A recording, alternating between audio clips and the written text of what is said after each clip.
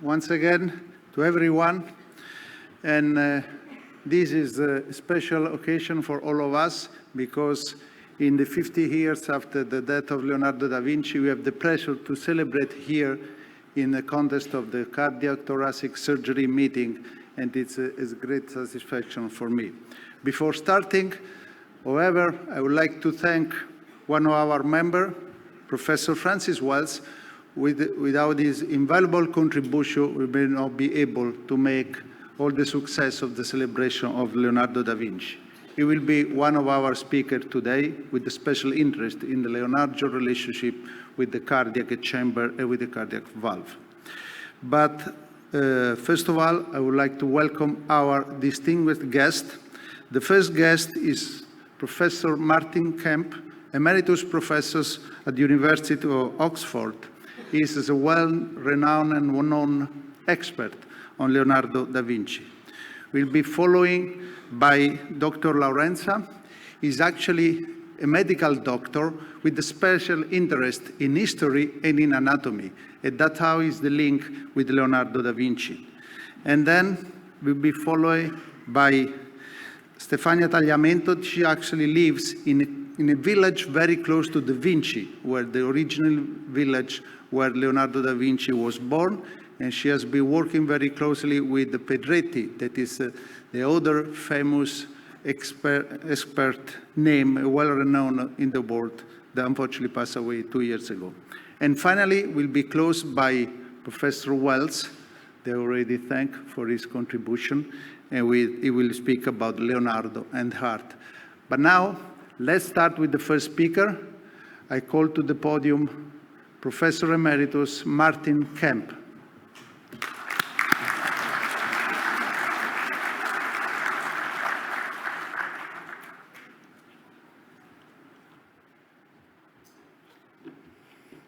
Thank you for those kind remarks. My job here today is to put Leonardo's anatomies in context and to say his practice of anatomy is essentially that of a philosophical science, not medical science as we now know it. The great state-of-the-art anatomies in the Renaissance, Leonardo, Andreas Vesalius, produced levels of knowledge which Renaissance practice of medicine, surgery, physics, simply could not deal with. The main aim of anatomy in the Renaissance was to reveal the wonders of God's greatest invention, the bodily machine. It wasn't essentially something that put in firsthand into actual medical practice. That's a general rule with Renaissance medicine, particularly the great picture books, the great illustrated books. So it is essentially a philosophical science. That's not to say that the science, as Francis Wells has shown, the science of Leonardo in anatomy could not play a role in medicine, but it essentially was giving data which was not usable in the actual hands-on practice of Renaissance medicine. The background to the paper is the 4-volume edition. I'm doing it with Domenico Larenza, who will be speaking immediately after me, of Bill Gates's Codex Leicester. Seen there in its original binding. This is the only reliable portrait of Leonardo, forget the old man from Turin. And then the second of the sheets of the Codex Leicester, which signals the two big themes in it. Codex Leicester is 70,000 words of the most difficult stuff you'd never hope to encounter. The two great themes, as you can see there, are on the left, the body of the earth, which is Leonardo's term, and water in the body of the earth. And the second one of a series of outer sheets folded when the whole thing was folded into a consolidated manuscript, which deals with the moon, the sun, and the earth, and above all, the passage of light, including, as you see on that page, the ashen light of the moon, the lumen cenareum, as it is called. The second background is Mona Lisa, on which I wrote a book with Giuseppe Palanti, Italian colleague, a few years ago. So I'm bringing together the Codex Leicester, this very intense scientific manuscript, by far his greatest scientific manuscript, with the most famous picture in the world. On the left, there's a very brilliant digital restoration of Mona Lisa by Pascal Cotte from Paris. This is based upon pigments analysis, not simply photoshopping and fiddling around to make it look slightly brighter. So it is a serious digital restoration. 4 topics plus a teaser at the end: working with water, the ancient history of the body of the earth, the microcosm, the turbulent heart, and the beloved lady. Those 2 things are actually related. First, working with water. The Codex is primarily concerned with water, its movements, its role in the body of the earth. It's incredibly detailed, very intense, and compiles quite a lot of material he's drawn from previous studies and manuscripts which have disappeared. Here you can see in the top one there are a series of proposizioni, but on the right, that list on the top right-hand corner is one of his many schemes for books on water. That's to say, a treatise on water divided into books, beginning with theory, what water is, how it works with gravity, etc., and then going through to very close details of hydraulic engineering. There are a whole lot of numbered propositions, cases, conclusions, conceptions, as Leonardo calls them. So there are a series of what we might call bullet points, which he's emphasized with big capital letters. So it's a rat-a-tat-tat of very strongly emphasized points, debating fossils and all sorts of things, as we will see. And then he counts up how many conclusions, conceptions, proposizioni, casi he has. These terms are more or less interchangeable. When I began the edition, I thought, well, I'll differentiate the meaning of these terms, but they're actually very fluid, because he's trying to get a vocabulary to write about things which simply were not written about in Italian, and often were not written about in Latin either. The Codex Leicester is a masterpiece of the blending of theoretical propositions of dynamics with experimental data. On the right, you have something that's been largely overlooked, an experimental tank. This is a glass-sided tank. He says, have a ceramicist make it with a terracotta, with a pottery bottom. There is an upright on the right with a bocca, a rectangular aperture through which he can put wind, which is what he's doing in the illustration here. It's called a sperientia. It's literally an experiment or an experience. I know of no other example in the history of natural philosophy, or physics as we would call it, in which an experiment is being sent up as a prova, as a test of the theoretical propositions that Leonardo is working with. And on the left is one of the most famous of all the drawings at Windsor, this wonderful drawing of turbulence, which is actually not an observational drawing predominantly. It's a synthetic drawing based upon a whole series of experiments in his tank. It's not, as we often thought, one where he's observed it in nature outdoors. He studies the movement of vortices in water and the great rushing rosettes of air. He studies them in separate drawings and then puts it together as a great composite anatomy of turbulence. This has very wide implications in his work. Mona Lisa on the right, her cascading hair and the gathered silk rivulets in the neckline of her dress. On the left, a wig for Leda. It's a carefully engineered wig which picks up, as an engineer of wigs, picks up the basic form of movement in water and air within these spouts of water which come out, or hair which come out. And in the middle one is the famous sheet in which he specifically says that the movement of water is like the curling of hair. You've got the weight of the hair, the movement of the current of the water, the tendency to revolve. That gives you the helix. For Leonardo, these theoretical propositions cross what we would call art and science, but art and science for him is a single enterprise. It's demonstrating how nature works. He worked as a hydraulic engineer. One of them was something of a fiasco. When Leonardo returned to Florence in 1500, 1501, the Florentines were trying to recapture Pisa that had been liberated essentially during one of the French invasions. And he devises a scheme with others to divert the Arno round Pisa, which means that it would be deprived of its water.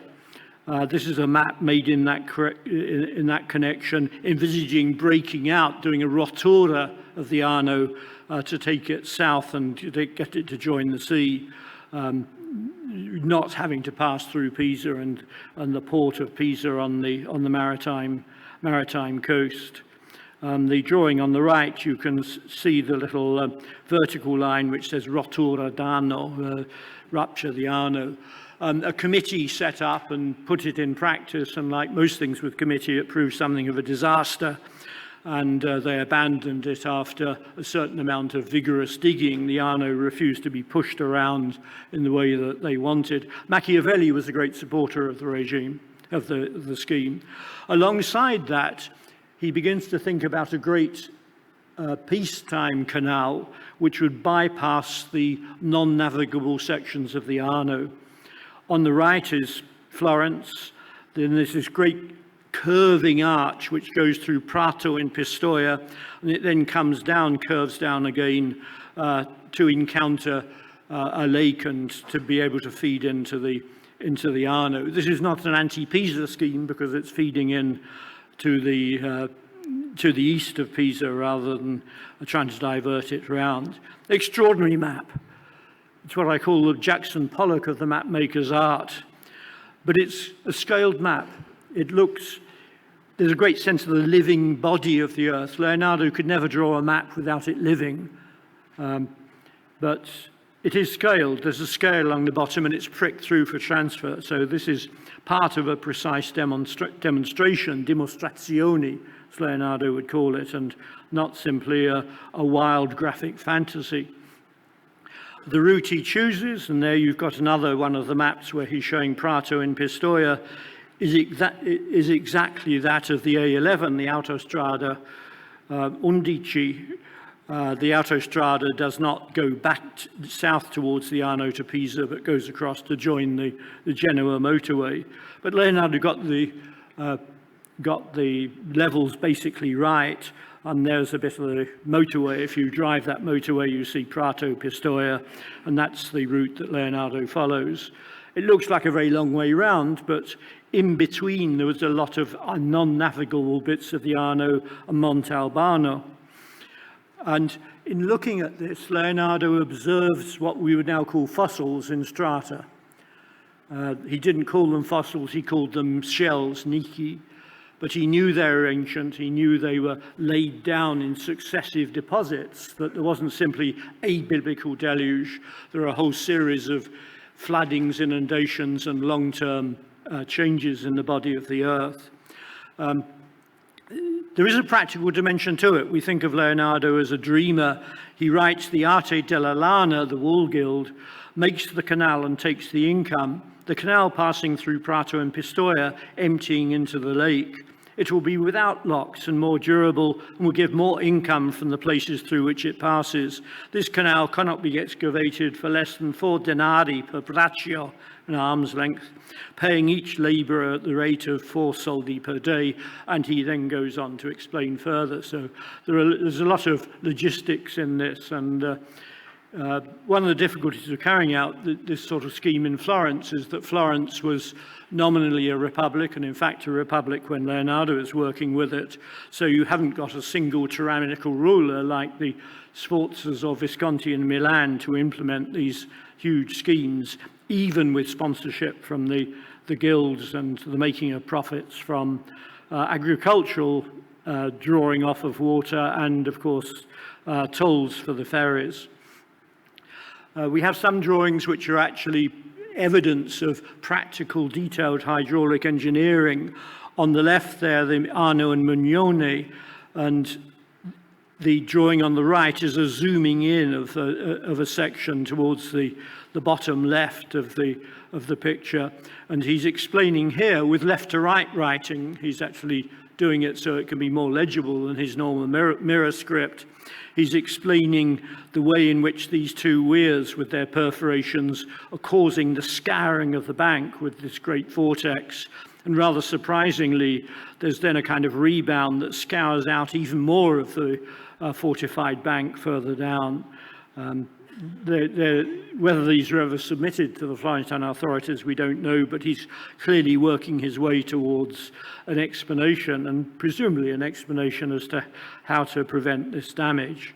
So he's a serious hydraulic engineer, known at the time to be a maestro d'acqua. A master of water was a very prestigious thing and a very valuable and a very expensive thing to be. As I said, when looking at the Arno Valley, his notions, which he'd formulated a bit earlier, that there was an ancient history of the body of the earth, that the earth had undergone vast changes over time, was consolidated. Looking at the Arno Valley, he saw the upper Arno on the right around Arezzo and the lower Arno on the left. Florence again is on the right of that map. And he explains that Gonfalina in ancient times were joined with Montalbano. Montalbano is the large section designated as mountains on the right. In the form of a very high bank, it composed two large lakes, the first of which is where now the city of Florence is seen flourishing together with Prato and Pistoia.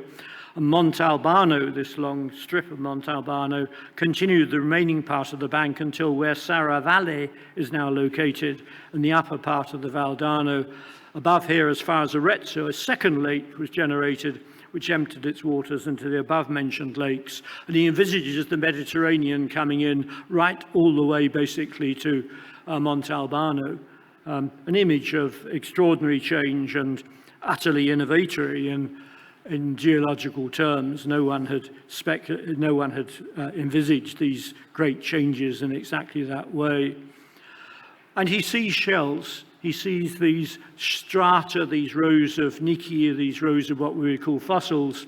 The mud was precipitated in which shells lived, and which was raised in stages corresponding to the floods of the Arno. And turbid, it poured into that sea. And from time to time, the bed of the sea was raised, and it occasioned those shells in stages, as is shown in the cutting of Colle Gonzoli, which has its slopes cut by the river Arno. So first-class observations, and this is one of the rare surviving drawings of what we would call fossils, fossil creatures. And beyond that, he sees even bigger possibilities. This is a little sketch in the Codex Atlantico in Florence, orientated on the left as it originally, but I've then put it through 90 degrees, so you can see the Mediterranean and Italy, albeit a rather horizontal form of Italy, just a little sketch map. But he says the marine shores move continuously towards the middle of the sea and drive it away from its original place. Only the lowest part of the Mediterranean will remain as the bed and course of the Nile, the greatest river which pours into that sea. An astonishing vision, and again quite absolutely innovatory. Whether it's right or wrong, the basic notion that there have been these huge shifts in the relationship of land and water is, of course, absolutely justified. In the Codex Leicester, he sees the body of the earth as crisscrossed by venae d'aqua, vessels of water, veins of water literally, but he means more broadly vessels. On the left is a little sketch indicating, just as a kind of diagrammatic demonstration, you've got the irregular earth with its veins of water, and then you've got the sphere of water and the system having a compound center of gravity. And the great changes he envisages, the centers of gravity move one on the other, so you get great uplifts and you get huge collapses. On the right, again diagrammatic, is he's envisaging the Earth's crust as essentially hollow, with the collapses of sections of the Earth. And at the bottom right, a very remarkable drawing indicating in geometrical terms what's happening and how it affects the centers of gravity of water and Earth. And then if we look back at Mona Lisa and we re-quote one of his statements, in ancient times there were two large lakes, the first of which is now where the city of Florence is seen flourishing together with Prato and Pistoia, and above here, as far as Arezzo, a second lake was generated. Now, I'm not saying the landscape in Mona Lisa is a literal portrait of prehistoric Tuscany, but it is deeply informed with its high lakes, its low lakes, the instability and change in the body of the earth, which is parallel to the changes he would see happening in the body of the woman. The basic idea is that of the microcosm. We might say that the earth, he writes, has a vegetative soul, and its flesh is the soil, its bones are the arrangements of the connections of the rocks of which the mountains are composed. Its cartilage is the tufa, its blood is the veins of the water, the lake of blood which is throughout the heart is the oceanic sea, its breathing and the increase of the blood through pulses in the earth is thus. It is the flow and ebb of the sea, and so it goes on from the Codex Leicester itself. So geology also is a philosophical science like anatomy, and the Mona Lisa is a very philosophical painting. If we look with the microcosm in mind at some of his drawings of the vascular system and his drawings of rivers, then I think we don't need to emphasize that the venae d'aqua are very apparent in the body of the earth, just as the vessels of blood are apparent in the superficial vessels of the arm in that case. And being Leonardo, he looks for rules. The ultimate aim in Leonardo, whichever science he is doing, is to convert it into mathematics, to get laws, to get quantifiable laws. A nice example of his thinking is the little inset diagram there, which shows the vessels of the young Giovane and the vessels of the old Vecchio. The young vessels are straight, they bifurcate in a very neat way. The vessels of the old are tortuous, and he knew as a river engineer that meandering currents were inefficient. They would erode one bank, they would silt up another. And this comes from a dissection of Old Man in the winter of 1507, 1508. And he basically says the old man dies from the silting up of his arterial system, particularly the artery that surrounds the heart. Rather smart. The microcosm envisaged in this kind of illustration. Here he's thinking of a demonstration, a dimostrazione of the vascular system with the main organs. He calls it an albero delle vene, a tree of the vessels. The other drawings on the sheet look rather unrelated, the staircases and the little architectural design at the bottom, but they're related. He's doing see-through techniques for demonstration. So it's a see-through staircase and it's a see-through human being to see through the arterial system, the vascular system. With Leonardo, things are never unconnected. We don't see the connections, but for him it's all part of a single enterprise. And more precise rules formulated on the left, this amazing coralline bronchial diagram of the lungs. These I've labeled Lisa's lungs. And he comes up with a rule that, to cast it in modern terms, that at each stage in the system, the cross-sectional area must remain constant if non-turbulent flow is to be achieved. You can see it very brilliantly in the bronchi. The ramification could be 2/3 and 1/3, but you need a mathematical system if the fluids are to pass through smoothly. And on the right, he says even trees do this. He knows that trees don't do that in an absolutely mathematical way. There are too many accidenti, too many secondary factors which cause the tree to grow irregularly. But the basic rule, if you took the cross-sectional areas at each point in the system, as denoted in the upper diagram on the right, they ideally should be equal if sap was to flow properly within the system. And resulting from all this thinking about the irrigation systems, he does this extraordinary composite, amazing demonstration of the irrigation systems of a woman. He must either have done a man or was thinking of doing a man. Lots of traditional knowledge, lots of new knowledge. very, very extraordinary. It breaks down almost under the weight of its own ambition. The variety of graphic techniques becomes ultimately almost unmanageable, but he's undeterred. He pricks it through and he says, make it from the back and from the sides. It's a total system of the microcosm of the irrigation systems of the human body, how it nourishes itself through the various systems at work.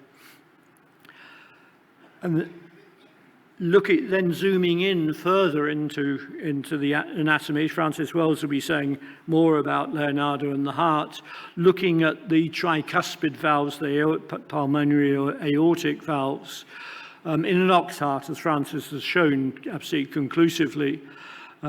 He becomes incredibly interested in all the structures within the heart, above all the three-cusp valve, which he sees as a piece of living geometry. In the top right there, I've inset a study from Windsor to show you the structure of the valves, shown from above, below, open and closed. No one did those sorts of drawings. It's totally innovatory in a mode of demonstration. And one of Leonardo's great characteristics as a draftsman is the actual sheer brilliance of his techniques of demonstration. He invents almost all the techniques for illustrating, sectioning, etc., transparency, up to the invention of X-rays. The heart valve, as he realizes, is passive, without muscles, without cords which will operate it. So he decides it must work from the turbulence of the heart itself. On the left, a series where he's trying to work out in the constricted neck of the aorta how the vortices would curl back on themselves and fill the cusps. On the right, you've got at the top left a series of geometrical speculations on the valve and why it's three cusps, not two cusps, and so on. The drawing with the vortices on the right shows these kind of ionic vortices, like ionic capitals, spiraling back in the constricted neck of the aorta. And perhaps most remarkably at the top, he says have a clay mold made of the shape of the aorta, blow glass inside it, and he could then see what was happening. Again, very remarkable to go from an anatomic speculation about an anatomical form into a prova, a test of an experimental test as to whether it was right. He would put panic grass seed or some kind of light particulate material into the water to see what was happening. Some years ago, I was contacted by Maury Garib from Caltech when I was in America, who said, I'm building Leonardo's heart valve. Maury specializes in aeronautical and biological engineering. And this is the model he built of the heart valve. This is before the membranes go in, but on the right you can see his model with the tracking of the vortices. I'm interested whether Leonardo is right, but my chief interest is he operating the right kind of question and coming up with the right kind of test?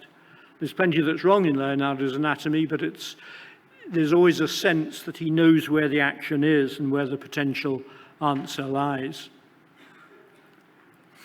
For the Victorian Albert Museum exhibition, 2006, can't remember when it was, Steve Maher did this very brilliant animation along with other animations.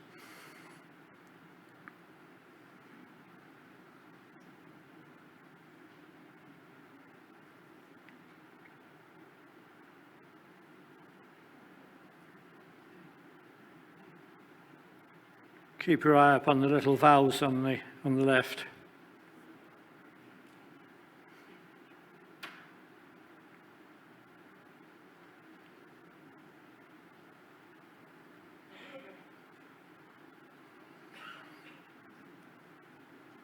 The drawing you may recognize as the weirs, and this was a visual way of eliding anatomy and hydraulic engineering.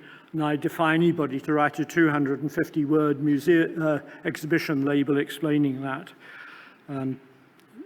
We had, I think, 7 animations in all. And if we then go back to the great lady, as I call it, the amazing irrigation system, in a way it's preparatory for Mona Lisa, not in the literal sense, it's a sketch for the Mona Lisa, but the whole philosophical notion, the whole idea of the body of the earth, the body of the woman, that great one underpins the whole thing. And lastly, a tease. I said that Leonardo's anatomy is philosophical, and that simply to take it as modern medicine doesn't do the job.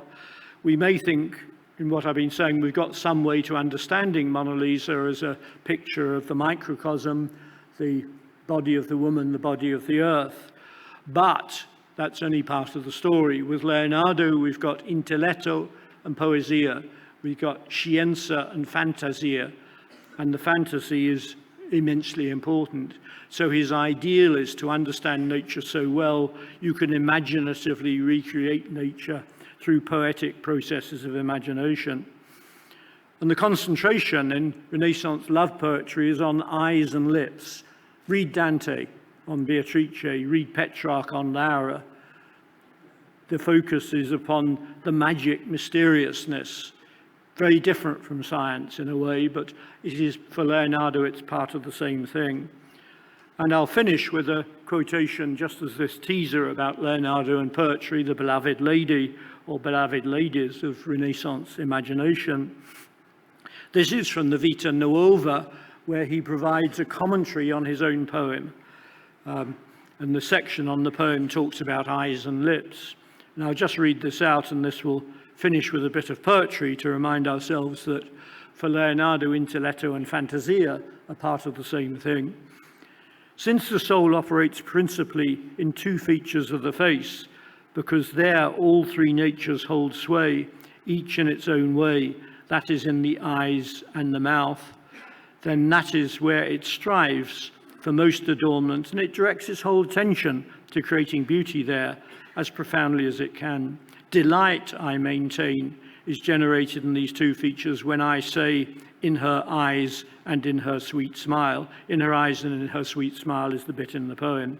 These two features may be called, by way of a pleasant metaphor, the balconies of the edifice of the body, that is the soul in which the lady dwells, because there it often reveals itself, though in a veiled manner.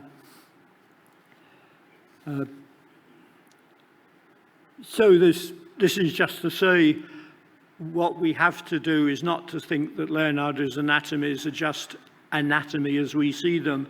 They're part of this great endeavor, and indeed in understanding the body of Mona Lisa, the body of the earth, he can create a wonderful poesia. And of course, if we talk about the turbulent heart, then this is as relevant to the agonies of love, unrequited love of Renaissance poetry as it is to Renaissance anatomy. Thank you.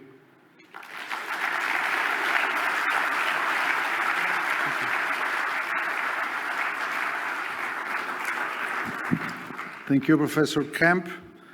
Now calling to the podium Dr. Lorenson on Leonardo and anatomy, where, when, how, and why. Thank you.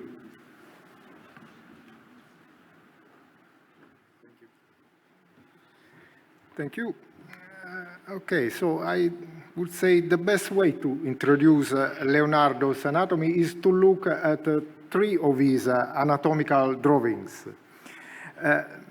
On your left, you have a drawing representing the muscles. In the middle, you have already seen this composite drawing, and on the right, an exploded view of the brain.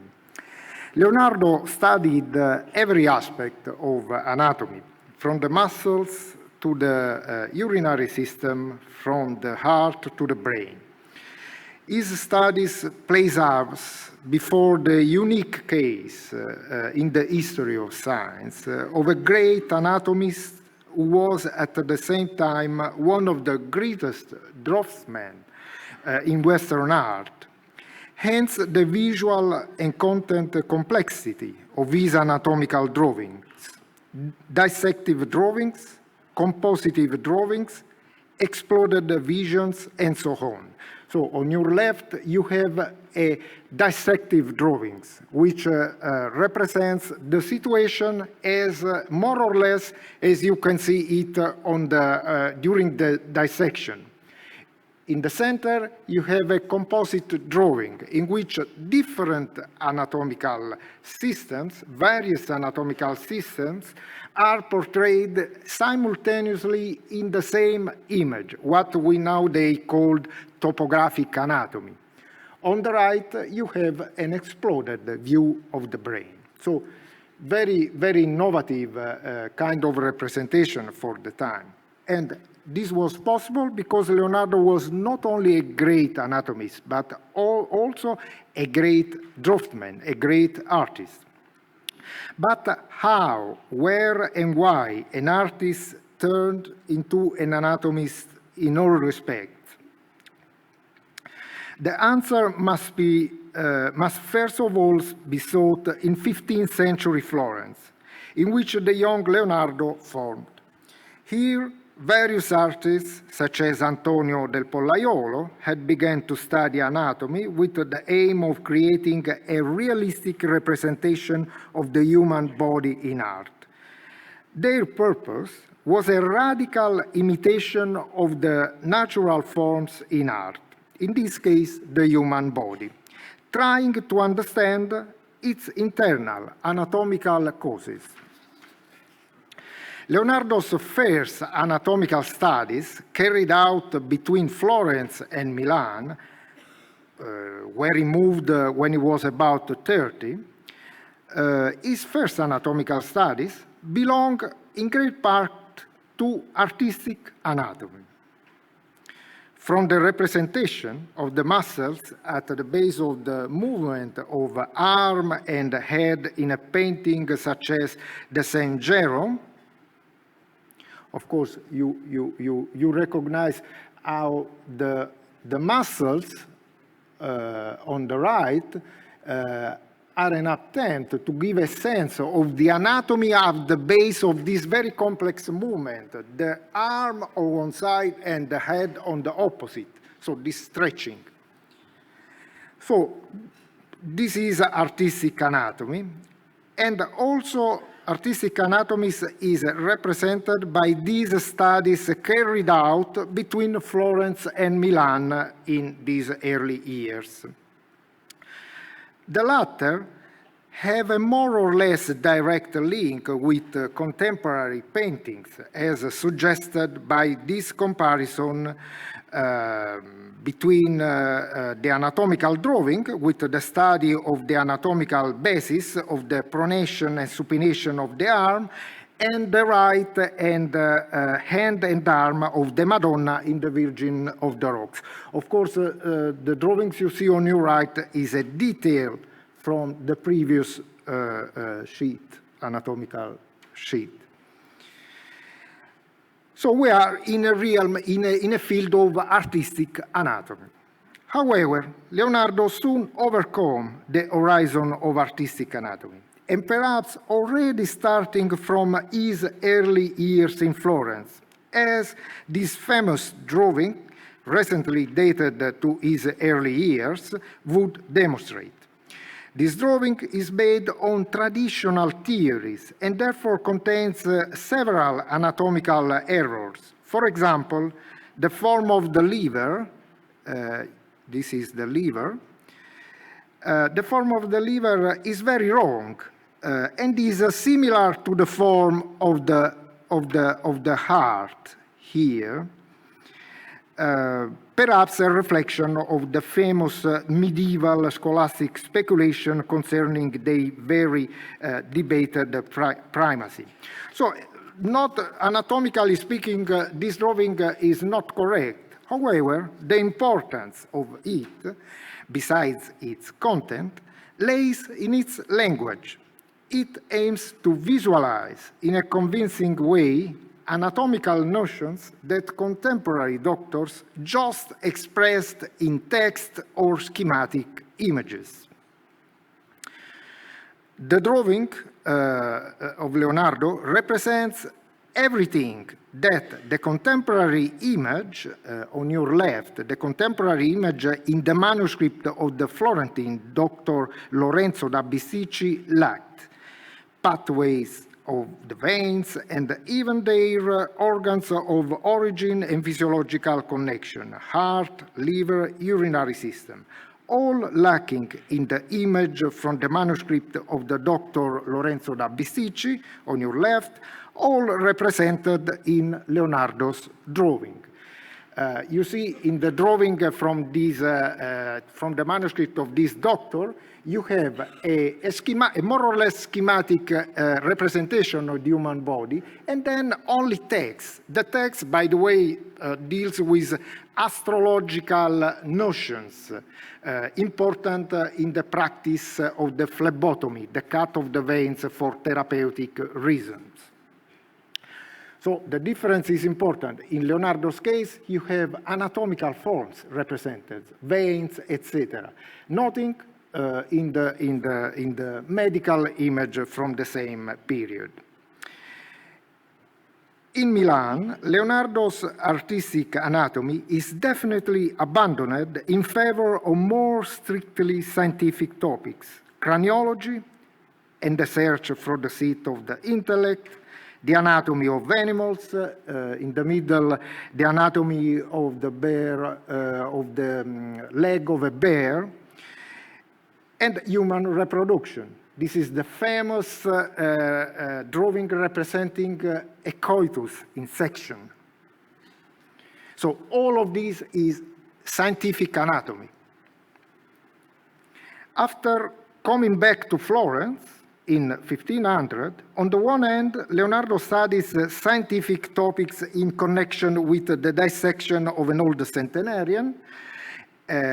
Drawing on your left, we have seen in Martin Scamp's talk.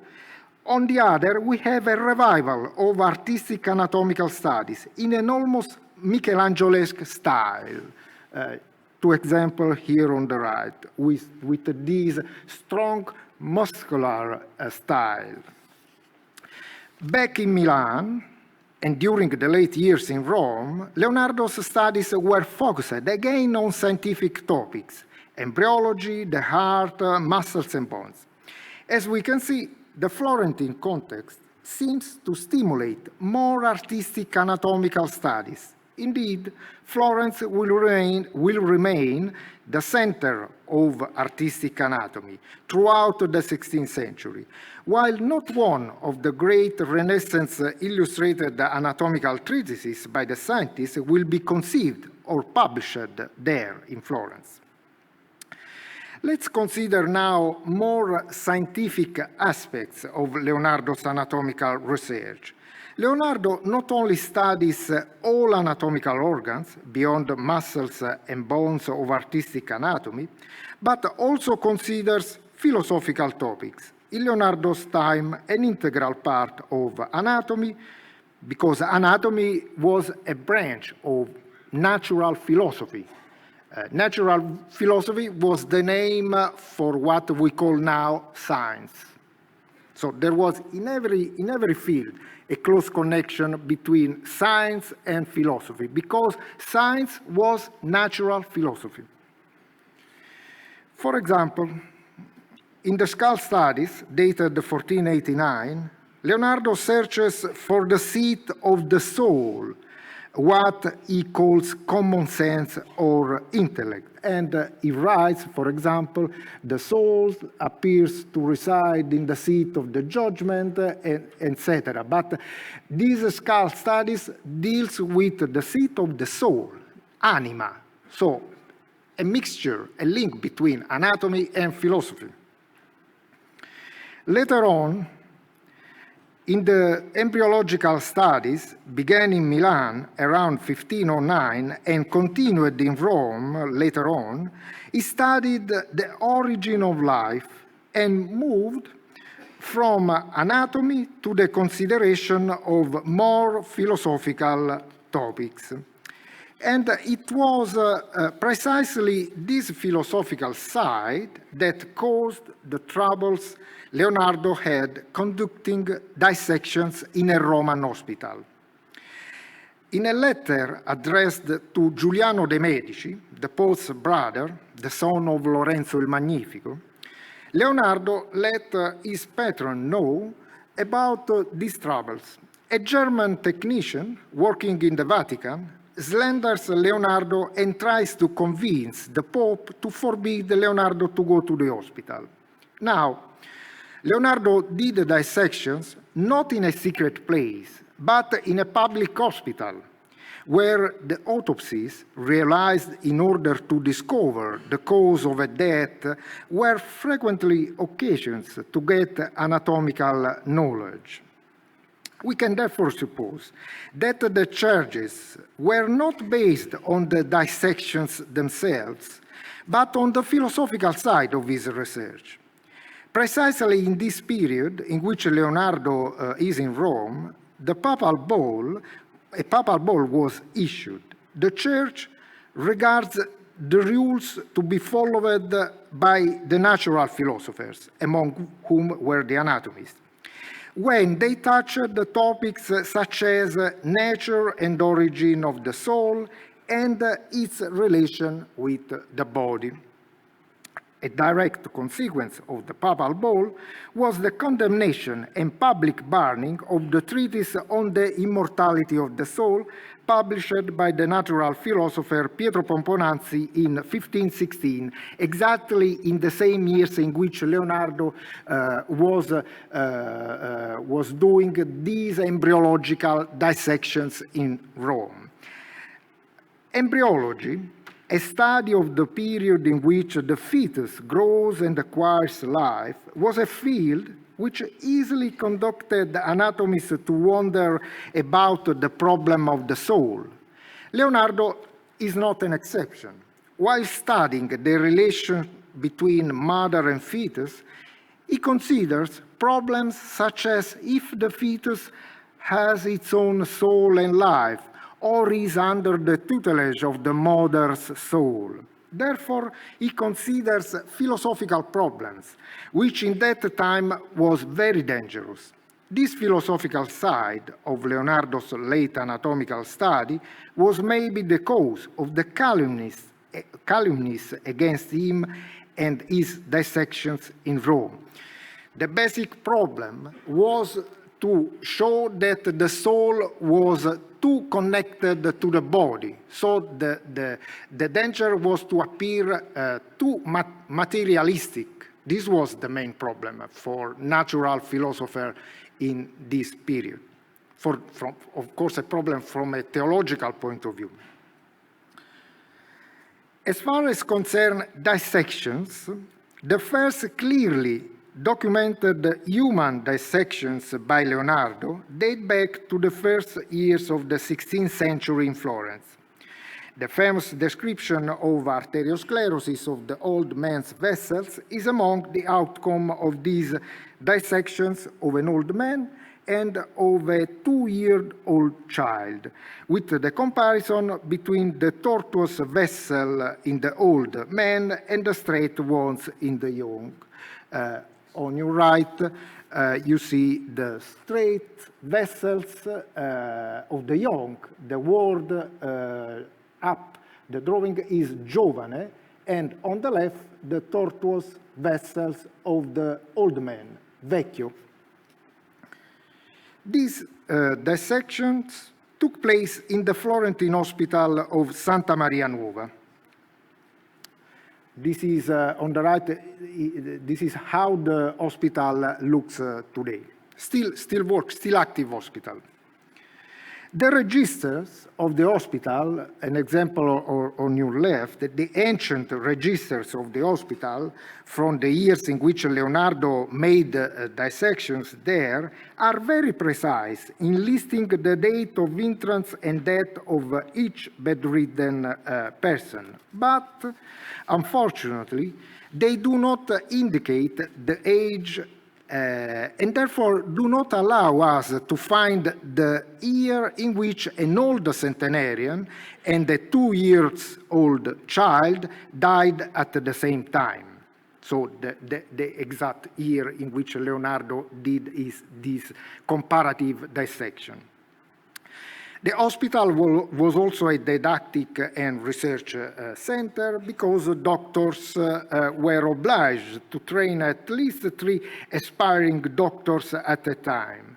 In these very same years in Florence, treatises of pathological anatomy were published by doctors such as Antonio Benivieni and Andrea Cattani da Imola, the latter being directly connected to the Hospital of Santa Maria Nuova. Leonardo's descriptions of pathological anatomy are very close to those in these 2 treatises by these other doctors working in Florence. For example, Leonardo compares what he found inside the vessels of the old man to chestnuts and truffles, just as Benivieni describes a biliary calculus so big and black as a dried chestnut, this botanical comparison. Where Leonardo is, of course, more advanced is in the visualization of these concepts, as in the case of the comparison of the heart with the vena cava and the hepatic veins to a seed, to a peach stone with its branches and roots. The comparison is on the left of the drawing. You see first the nocciolo, so the peach stone with its roots, and on the left, core, the heart. Of course, the concept is that the general concept is food is transformed by the intestine into chyle. The chyle is transformed in blood by the liver. And in the liver, from the liver, the hepatic veins soak this blood with their roots and bring it to the whole body. This is the anatomical, the physiological basis of this analogy. Some notes dated by Leonardo 1509, 1510, and 1513 allow us to date back to these later years human dissections he realized in the following period in Milan, which were the basis of 3 sets of studies: the so-called Anatomy A, centered on the muscles and bones, here on your left, embryological studies, and studies of the heart. We will see now. Francis Wells will tell us more about this. In these years, among the professors of the medical school of Pavia, there lived a young doctor and anatomist named Marcantonio de La Torre, who, according to Vasari, collaborated with Leonardo in making dissections. Marcantonio was a representative of medical humanism in the Veneto, as demonstrated also by the tomb of himself and his family, decorated by the sculptor Andrea Riccio in a very classical style. On the right, you see a sculptor based a bas-relief based on a death mask of Marcantonio. So a rather realistic portrait of Marcantonio de La Torre. The relationship, substantially good, between Leonardo and the medical establishment tend to deteriorate in the last phase of Leonardo's anatomical research in Rome, where Leonardo lived from 1514 to 1516. Leonardo writes of having made dissections in a Roman hospital. As we have seen, he studied embryology and had problems because of the embryological studies he made in Rome. The reconstruction of the disagreement Leonardo had with doctors in Rome allowed a non-generic hypothesis for the name of the Roman hospital where Leonardo did dissections. In a sheet from this period and from the Codex Arundel, Leonardo writes, ask Santo and the other about the definition and the repair, and you will realize that men are elected doctors of illnesses that they do not know. This is a polemic note against two doctors. Leonardo invites someone to consult two doctors in order to realize their ignorance. One of the two doctors' name was Santo. In these very same years, a doctor operates in Rome and begins to acquire certain fame as a surgeon, Mariano Santo da Barletta. He may be the doctor named Santo, the object of Leonardo's polemic note. Mariano Santo operated in the Roman hospital of Santa Maria della Consolazione, a place of didactic activity similar to the Florentine hospital of Santa Maria Nuova. This is the evidence we were looking for in order to identify the Roman hospital probably frequented by Leonardo.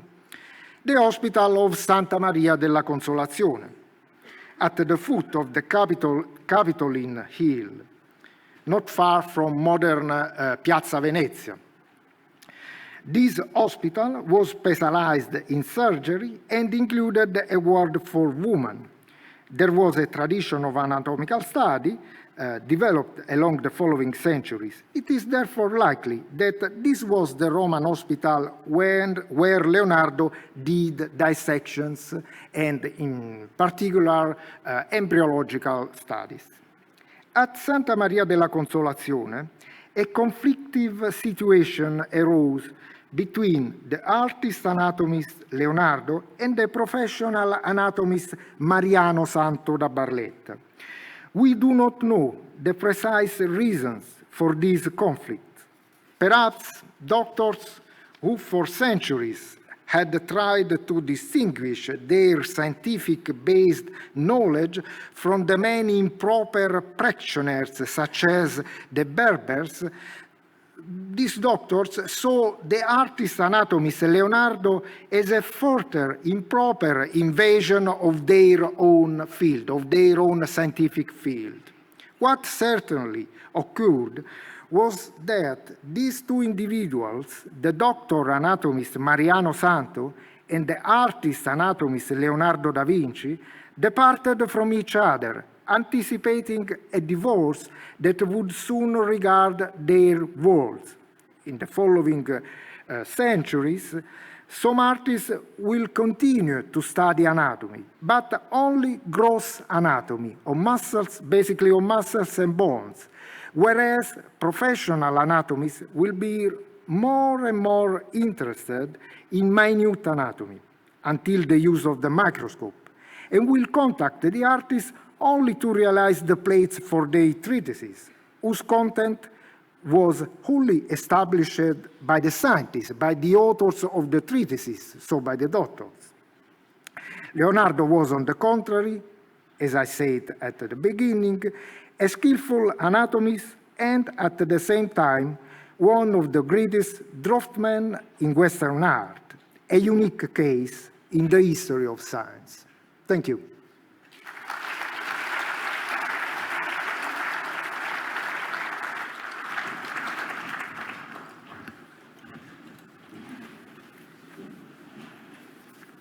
Thank you. And now, please, Sonia taglia la gamba. He will speak about Leonardo, man-the-machine, robotic reduction of the human form, the original Da Vinci. Thank you.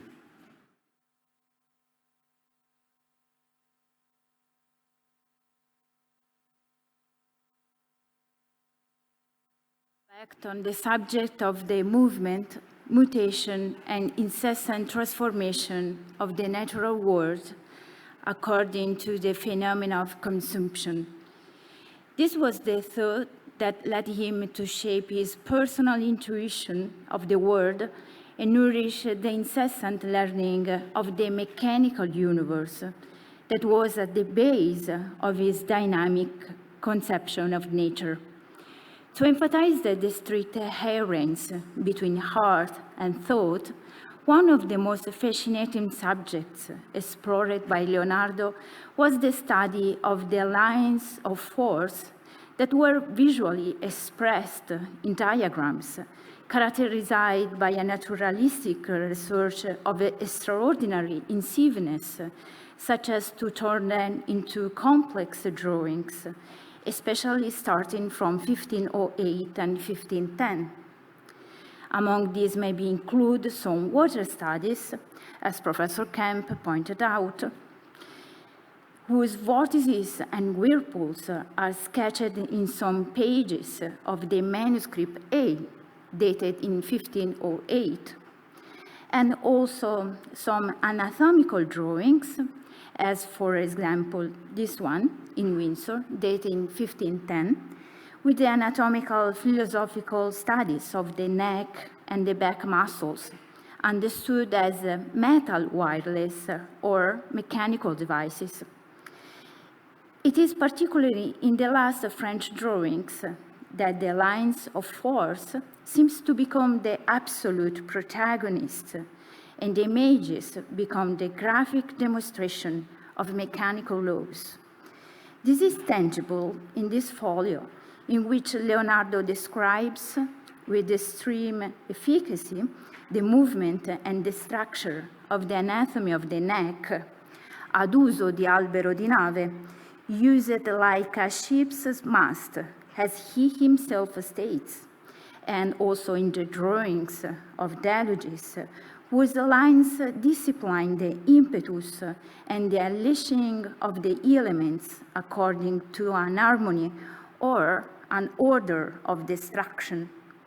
Mechanics, therefore, likewise describes the human body as a perfectly conceived machine and discipline the phenomena of nature, expressed according to lines of force. A close analogy is established between the machines and the human body, the gears as organs, the body as a machine. Studying the human body, Leonardo came to the creation of a wonderful humanized machines. But how?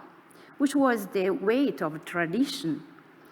Since classical antiquity, the main features of a work of art have been the ability to convey the illusion of life and the capacity to arouse emotions in the eyes of the beholder, the most outstanding example of which being undoubtedly the Aphrodite Cnidia. In addition to Idola and Prodigia, miraculous appearances such as the statues weeping tears of blood or able to close the eyes, in antiquity there are many examples of automata, derived from the Greek word automatos, meaning acting of one's own will. Moreover, Hellenistic sources testify the existence of self-propelled statues that, in competition with the horse and nature, had the effect of arousing astonishment. The first reference to automata is in the Iliad, where Homer described metallic self-operating robots created by Hephaestus, god of fire, goldsmiths, metals, and of course technology, to carry out the hard work in his magic forge. One of the most important specialists in creating fantastic devices and amazing automata was Hero of Alexandria, while the transmission of the Greek knowledge of mechanical engineering is due to the Arabic world, especially thanks to Al-Jazari, astronomer, engineer, artist. In his book of knowledge of ingenious mechanical devices, we can mention the amazing clock of the elephant, the fountain of the peacock, a dispenser of soap and water for washing hands, and the boat with automatic musicians that floated on a lake in order to entertain guests at royal parties, playing different scores and rhythms. During the Middle Ages, many improvements were made in the mechanism of cams and in the programming of machines, thanks to the movement of the reel pulling a rope at a constant speed, which is the same principle used in the mechanism of the pendulum clock. Villard de Honencourt sketched in his notebook some projects for animal automata and an angel. During the 15th century, a growing interest in automata and a considerable increase in the use of clockwork devices in creating self-operating machines and theatrical machinery was recorded. At the time, Florence played a crucial role in such phenomena. Goldsmith, sculptor, architect, and engineer Filippo Brunelleschi was also an excellent clockmaker who derived the secrets of his remarkable machines from that very heart, as stated by his biographer Antonio Manetti. In Milan, Giovanni Fontana built the so-called burning witch, considered a wonder of technology. Designed to move its head, flap the bat wings, and bang the long reptile tail on the ground, this automaton could come out and move on inclined rails while her body had a hollow structure lit by a candle and fitted with explosive bombs and fire rockets. The mechanical devil was a sort of automatic puppet. His hybrid appearance certainly aroused a wide interest because something similar can be found in the Settala collection in the Castello Sforzesco in Milan. It confirms its role as a robot used to arouse terror and wonder in the visitors, as this engraving can confirm. The same pendulum mechanism used by Fontana was already known and used by Leonardo in several projects, thanks to his close friendship with Lorenzo della Volpaia, architect, goldsmith, mathematician, but especially clockmaker and manufacturer of scientific instruments. The friendship between the two scholars or artists could have been quite strong, as testified by the continuous references to each other in their respective manuscripts. Lorenzo, for example, refers to the famous water meter, a machine built by Leonardo for Bernardo Rucellai. Without a doubt, the teaching of Lorenzo della Volpaia was essential to introduce Leonardo in the broader use of clockwork employed in many self-operating machines, such as the famous drawing of the self-propelling cart that can be considered one of the first automata sketched by Leonardo. Such cart is likely to have been employed during the festivities of the court, and it might have been used maybe as a motor for a robot. In this case, it was activated by leaf springs that can produce a driving force for a relatively quick but short movement. The biggest challenge for Leonardo was to create a humanoid robot. It was the result of the research carried out by the artists in the fields of anatomy and kinetics, such as the ones recorded in the Codex Huygens at the Pierpont Morgan Library in New York. After the study of the human body, Leonardo came to the creation of a wonderful humanized machines, and he traced the idea of a sort of anatomia artificialis. In this folio of the Codex Atlanticus, he sketched the complex system of pulleys essential to animate the mechanical knife. According to a detailed examination of the folio, Leonardo sketched on it several different elements. A series of pulleys with ropes with the aim of studying how the motion could be transmitted. A drum equipped with a crank, a clock mechanism to create an alternative movement, a landed gear to alternate motion, a series of pulleys with weights and helical gears, and also a system of pulleys ideally located to replace the joint of the arms. Analyzing the devices and the mechanism, the melodic drum placed in the top part of the sheets seems the only element to be completely out of place. It is worth considering whether there might be a relationship between the drum and the automatic knife, and therefore, if this robot may be a tambourine. Some historical and technical consideration may confirm it. As it well known, the mechanical knife only could move its upper limbs due to friction. The racket mechanism allowed each wrist to move in an alternative way. This kind of musician, otherwise, was highly appreciated at the course, since they were accompanying a triumphal entrance, for example, or a tournament, or an official parade. In the army, tambourines were used to announce the arrival of the troops, encourage soldiers to battle, to mark the rhythm of the march, and they were also used as special messengers. There is also, in this drawing, a lantern gear, so a programmable mechanism connected to the cylindrical rack equipped with a sinusoidal track.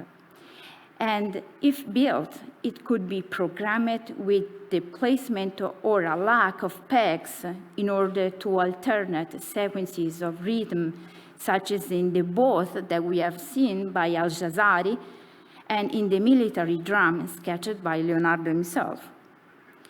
Carlo Pedretti advanced the hypothesis that these studies could be associated with the sketch of the manuscript H, dated in the same year, around 1494, when the French army, equipped by tambourines, arrived in Milan.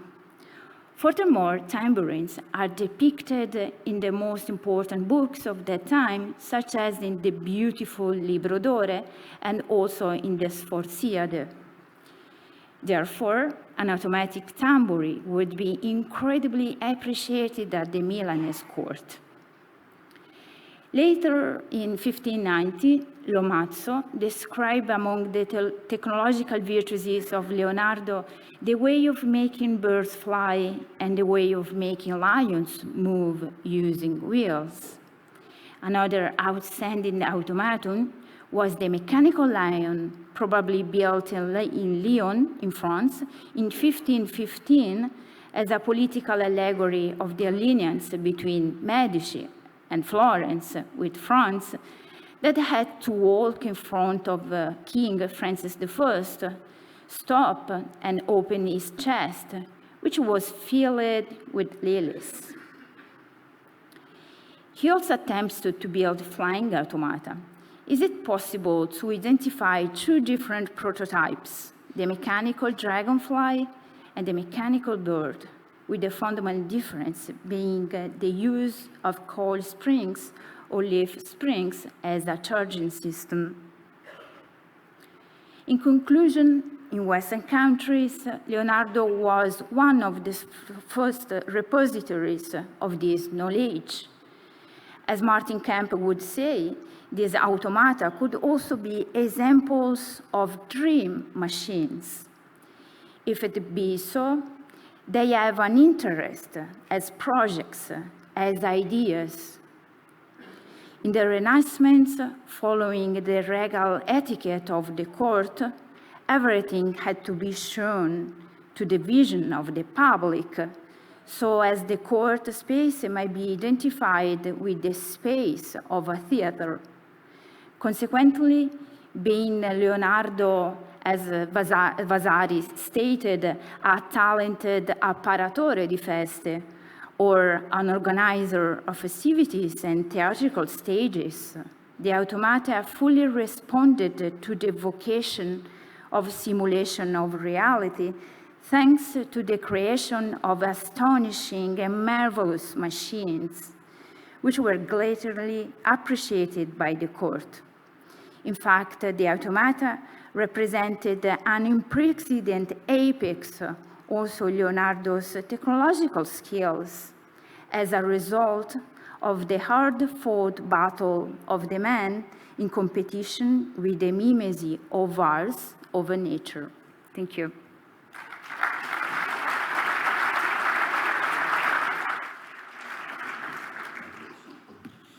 And now I have the pleasure to call on the podium Professor Wells, that will open up our mind on Leonardo and the heart.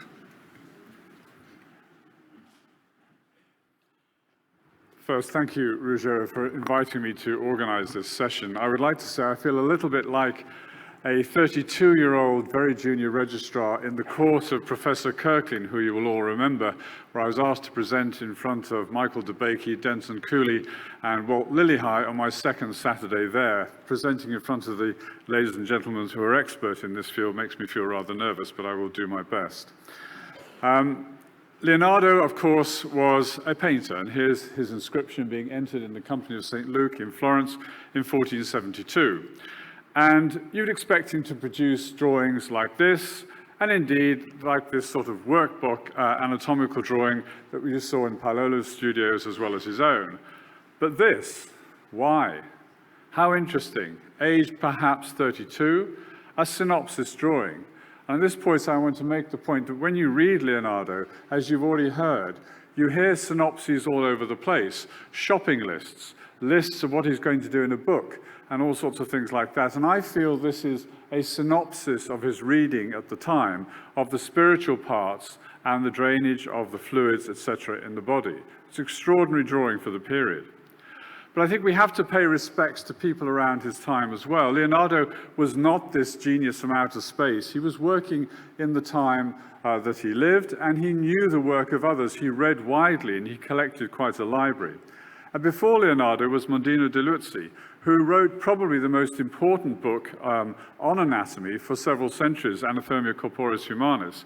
And this wasn't published until 1478. It was printed in Padua and was incorporated in the Fasciculus Medicini that you see by Dissection. And this is one of the drawings from that, engraving from that part. And it is rather similar in parts to some of the Leonardo illustration. Leonardo's way of thinking was also very interesting to me. And you know the Dissection book on slow and fast thinking, where he talks about people who come to a rapid conclusion or people who are more considerate. And Leonardo wrote, "First I shall do some experiments before I proceed further, because of my intentions is to consult experience first, and then with reasoning show why such experience is bound to operate in such a way. But before you base a law on this case, test it 2 or 3 times and see whether the tests produce the same effects." And this is a lesson for us today. We read papers in the medical literature with one series, one result, we read it, we believe it. We need to test our experiments many times. Another man of the period is Berengario da Carpi, who worked in Bologna. He was a famous surgeon in Bologna. And in Leonardo's notes, you see him talking about reproducing his anatomies several times to see what he was finding was true. And indeed, you find this in Berengario's notes, where he said, expressed in some first denials of Galenic anatomy, a preference for dissection of numerous bodies following a specific program of investigation. So he was embedded in a period of time where others were thinking in a fairly unique way as well. So this wonderful drawing, which is labeled as the spiritual parts, is a summary, I think, of Leonardo's reading at that time, which tells you in his early years, in his 20s and his early 30s, he was already reading about anatomy in the context of, as you've heard, the greater microcosm, macrocosm. And the little note to the side of this drawing, he says, cut through the middle of the heart, the liver and the lung and the kidneys, so you can represent the vascular tree. And then we find this appearing in drawings a little bit later in the period, which still have this Galenic, rather Galenic representation, sort of very schematic drawing of the vessels, but a beginning of a cross-section of the heart. And you see this in other drawings as well. So we have this summary drawing, I think, from 1482, and then we jump forward to this other, what I regard as another wonderful summary drawing, as Professor Kemp has already explained to you, a summary of knowledge in his natural philosophy of the human body. You have to realize this is a compendium of bovine anatomy, female anatomy, and fetal anatomy. So if we look at this, did Leonardo influence anybody at the time? Well, looking through Berengario de Carpes' Isagoges, we find this illustration of the pregnant woman in the birthing tray, and I'd like to draw your attention to the uterus.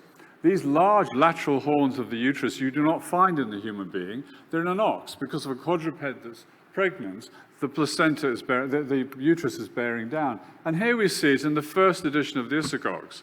And then this disappears in the second and third edition, suggesting that perhaps some other anatomists at the time have said, well, that's not quite right. And you wonder if he might have seen some of Leonardo's drawing. Berengario collected Raphael and Michelangelo drawings, so he was very well aware of Leonardo's work. Returning to his style of thinking, Leonardo wrote, if indeed I have no power to quote from authors, he didn't have a classical education, as they have, it's a far bigger and more worthy thing to read by the light of experience, which is the instructress of their masters. They strut about puffed up and pompous, decked out and adorned, not with their own labors, but with those of others, and they will not even allow me my own. So this part is addressed to the trainees in the audience. Don't be afraid to ask questions of your seniors. The textbooks that you read now will not be used in 50 years' time, just as we don't use the textbooks of 50 years ago. So keep an open mind always. I'm not going to say much more about this. It's just an example of Leonardo's thinking, philosophical thinking, as to why the heart is the center of the circulation and not the liver. So what about the heart? Well, he starts by saying, with what words will you describe this heart so as not to fill a book? The longer you write on the details, the more you will confuse the mind of the auditor. You will always be in need of commentators or be required to return to experiment, which in your case is very brief and gives knowledge of but few things concerning the whole subject of which you desire an entire knowledge. I love reading many of his notes. When he's railing against the academics of the day, he's quite quick to tell them that they can't draw like he can, they can't see like he can, and they have to pay attention to what he's doing. He said, the heart in itself is not the beginning of life, but is a vessel made of muscle, vivified and nourished by the artery and the vein, as are other muscles. Very grounded writing. This thing, which is thought to be by many to be so spiritual, is actually a lump of muscle. It has a job to do. It has a blood supply. It has venous drainage. And of the heart, he said, this moves of itself and doesn't stop unless forever. Automaticity, as we know it today. Marvelous instrument invented by the Supreme Master. Again, I'm going to glance over this quite quickly because time is short, but you've heard he dissected the centenarian in Santa Maria Nuova, and he recalls sitting on the bedside and the old man passed away in front of him. Being Leonardo, he made an anatomy to see the cause of the death, and he found this to proceed from debility through lack of blood and deficiency of the lower members. In other words, he was beginning to describe atherosclerosis. And it wasn't a chance description, as you've heard. He writes at length about the tortuosity of the vessels. But what I like in this passage I quoted here, he has a health warning, and he said, the aged fading little by little destroy their life with a slow death without any fever, and here's the health warning, and this occurs through lack of exercise, so you all need to go for a run after this. And you've seen this drawing showing the tortuosity of the vessel in the old. And of course, we know that in standard atherosclerosis of the heart and coronary artery disease, the lesions occur at the bifurcations, exactly as Professor Kemp pointed out. You get silting up of the rivers. Unlike cardiac transplantation, where it's a totally different process, and the atherosclerosis is throughout the vessel. So here's another summary statement. I think this is a wonderful summary of Leonardo's knowledge on his dissections of the ox heart. And as Martin said, we proved it's an ox heart. There is an ox heart, and it's exactly the same as that which he drew. What I love about this drawing, you look at the top left of the right-hand side drawing, you'll see wonderful planes of section, how to open the heart. And if you go to a modern-day textbook of cardiac pathology, you see it's a very similar plane of section to examine the septum and the interstices of the heart. So, as Domenico said, he worked out all the ways to illustrate both schematically, diagrammatically, and to think about the structures he was examining. Now, I thought, wouldn't it be fun to reproduce these dissections? So my father's a butcher. We got hold of an ox heart, and with one of my colleagues, Martin Goddard, pathologist at Papworth, and Professor Robert Anderson, known to many of you, we repeated these dissections. And this is what he had. No textbook, no Gray's Anatomy, and he had to work out what he was looking at. Quite an extraordinary feat, and here we're showing the bronchial arteries going to the trachea. His dissections can be superimposed, our dissections can be superimposed on his drawings.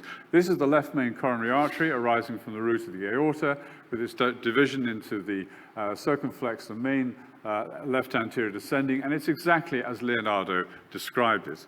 And this is a cross-section of the left ventricle, and here I thought if you look at the middle diagram, you see the papillary muscles, which look like chordae tendineae, passing from the papillary muscle to the ventricular septum. Of course, we know that doesn't happen, don't we? That is not the way it is.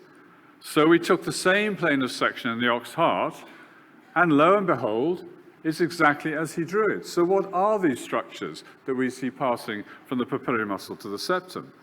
And also, I'll come on to that in a second, but if you look at the form of the right ventricle versus the left ventricle, with the more spherical left ventricle and the crescentic right ventricle, the crenations in the septal portion of the right ventricular wall is exactly what we know and which Leonardo describes, with the ventricle on the left being a pressure-driven system and the ventricle on the right being a volume-driven system. So the ventricle has to be able to expand quickly with volume, hence the crenations. So we look back at the ox heart, and there are those fibers that Leonardo drew. And Professor Anderson and I are now doing some work with Marcus D'Almeida, and we find that these are actually conduction fibers. They're branches of the left bundle crossing the ventricle. So Leonardo pointed us in a new direction. His drawings of the mitral valve are extraordinary, the primary, secondary, and tertiary chords. And in this drawing, you see he's actually dissected out the tertiary chord of the mitral valve. So we did the same thing, and again, you can superimpose them. His level of inquiry is quite extraordinary. This little schematic drawing in the center of this page can easily be passed over, but it's actually a system of muscles and pulleys interrelating the leaflets, the cords, the papillary muscle, and the ventricular wall as a continuous loop, a system which actually is important not to be broken. And we know this from Walt Lillehei's work in 1964, when he observed if you cut out the mitral valve, even the most perfect valve reconstruction, inserting a valve, 50% of those patients are dead by 5 years with left ventricular failure. Now, those of us who love the mitral valve, and there's many in this room, we know coaptation is the key to a good result. And this is Leonardo working out coaptation actually in this side on the right atrioventricular valve, the tricuspid valve. But note he measures the depth of coaptation. He has little letters there measuring the depth of, and he relates the closure of the mitral valve to this absolute necessity of coaptation. The leaflets can't close like the leaves of a door in the door frame. They have to coapt, and he realized this. And also the drawing at the bottom, before I pass over it, a beautiful drawing of the papillary muscle arising from the ventricular wall. This is the moderator band in the right ventricle, which in an ox is a very strong structure. You can see it, his illustration on the left. So how did Leonardo realize the heart? When you cut a heart out for transplantation, you're in the path lab, the heart sort of flops on the table, doesn't it? There's no structure to it. Of course, the heart is full of blood, it's pressurized. So what Leonardo did was he injected hot wax into the heart, he waited the wax to solidify, and the heart to go into rigor mortis around it. So we did the same thing, and this is the result. Exactly as Leonardo showed, the tricuspid valve is closed, the moderator band is fully tensed. So again, a beautiful model of how to define these structures.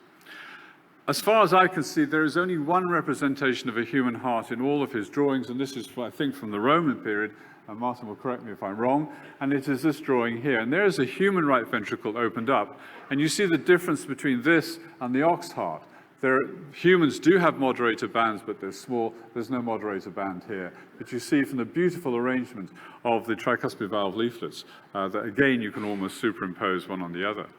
He didn't stop there. He thought about teaching this and demonstrating the way these valves worked. And he writes here about cutting out the valve, making a paper version of it to show how the leaflets worked. And we cut out the valve just to show how accurate, even with the divided moderator band, his drawing is. Now, quickly turning from form to function, you saw the beautiful animation of the aortic valve. That, when we look at it on the echo, we see it almost fluttering in closure, which he drew so beautifully. He was the first person to describe the heart as a four-chambered structure. This is from manuscript G in the Paris collection, and it shows the atria contracted and the ventricle relaxed. A wonderful demonstration of synchronicity. We all talk about the sinus of Valsalva. I don't know if you know, the only contribution Valsalva made to this is this book, Tractus on the Ear by Morgani, and it's this wonderful engraving which shows the origin of the coronary arteries, but says nothing about why the root is that shape. Leonardo, you've heard of his work on water, and he said, when you put together the science of motion of the water, remember to include in each proposition its application and use in order that these sciences may not be useless.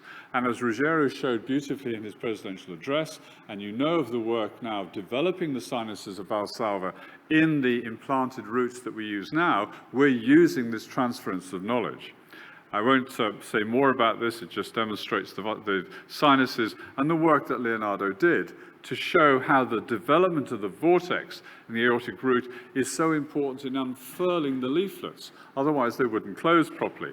And he writes at length about the necessity for this, and he does these beautiful diagrams and explains how the returning blood unfolds the leaflets in the hemicycle, the sinus of Valsalva, to allow full and proper closure. But he doesn't stop there. He argues against himself.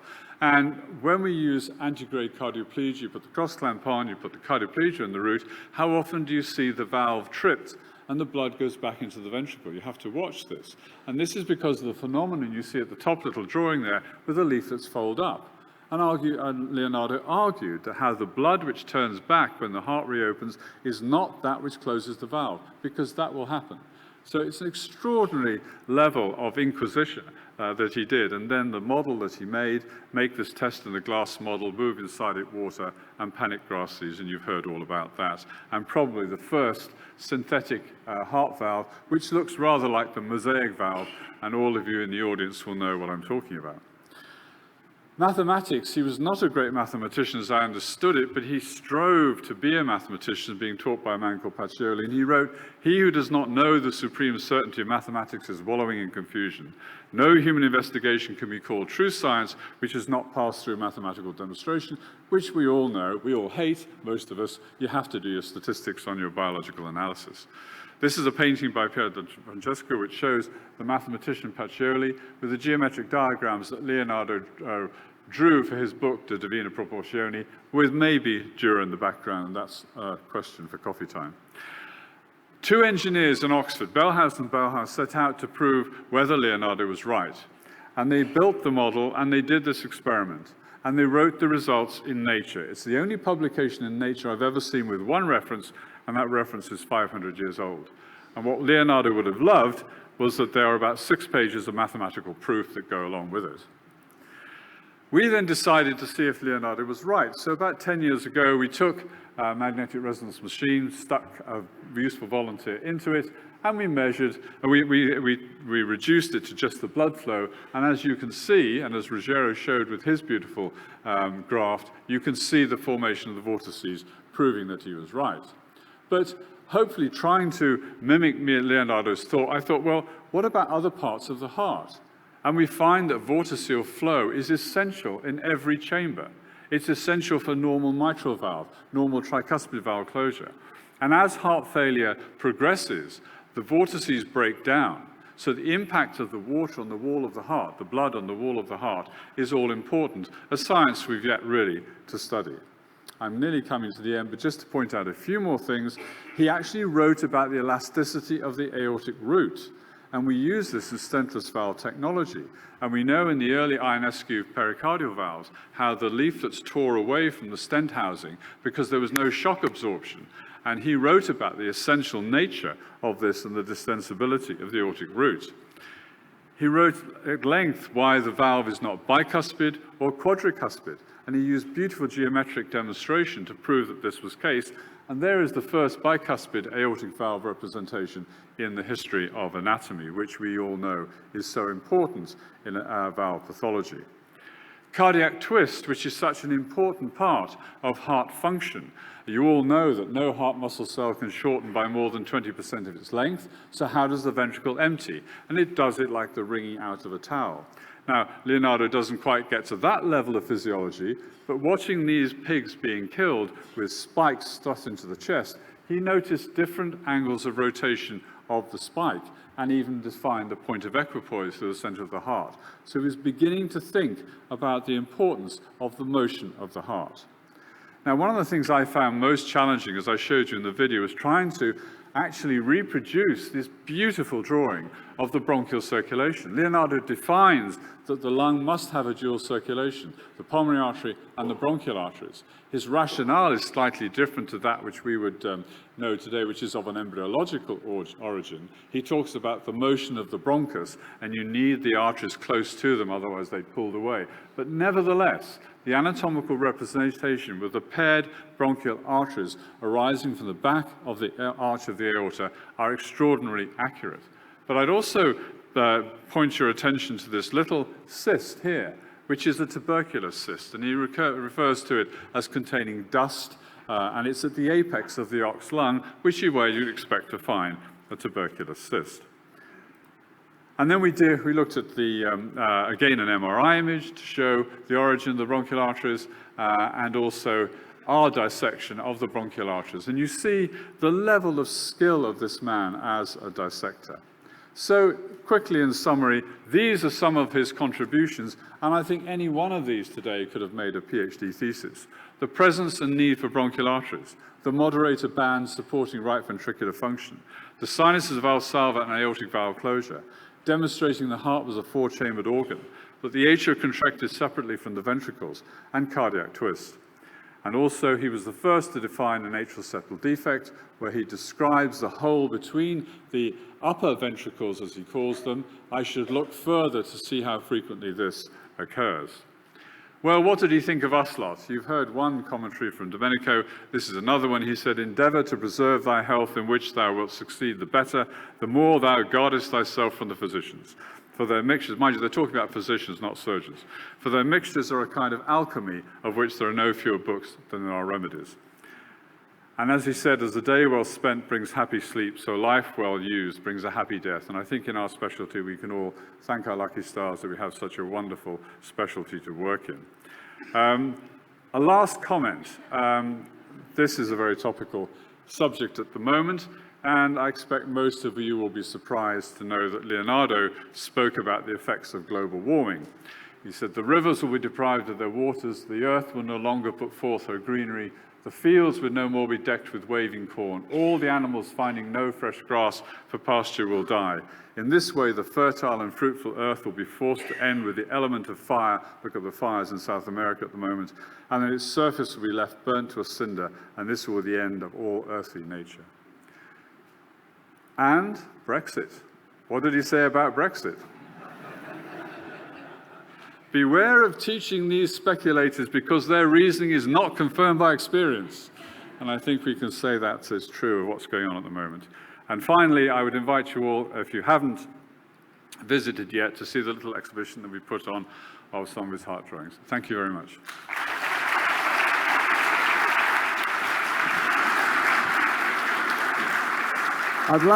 I'd like to thank Francis and all his colleagues for inspiring, educating, and entertaining us for this fantastic session. So thank you. I also like to invite you to stay in this beautiful atmosphere, because the President will now give the awards to the young investigators. Also, some will be in association with the STS and AATS. But after that, please don't go. The trial update session is promising to be very hot. Please be here.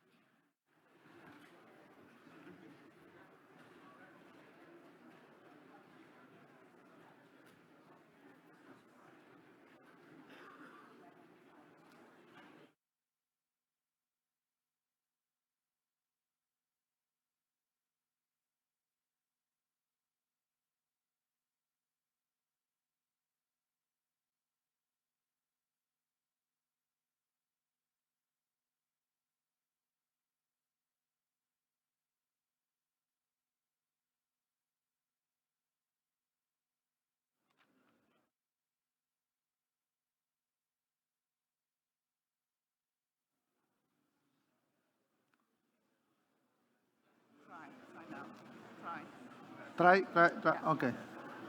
So now we can, before everybody leaves, then we can give the awards for the young surgeon that participate to this award. The Hans Bors Award was given to Dr. Josefina Haunschild from effect on cerebral fluid pressure increase on spinal cord perfusion, first time detection in a large animal model. If Dr. Haunschild is in the room, please, yes, please come here. This is your award. Congratulations for a wonderful experience. Thank you so I much. think there is a guy for a picture. Thank you very much. Thank you. Now, if Dr. Durrani is in the room, we have the combined ASCTS STS award. Dr. Durrani, yeah. Please. Okay. Yes. Okay. And the winner of the award is Dr. Ursula Simoniuk on detecting. No, you have to give to the ladies. Here. This you have to give to her. They won the award. Yes. On detecting spinal cord ischemia during aortic repair.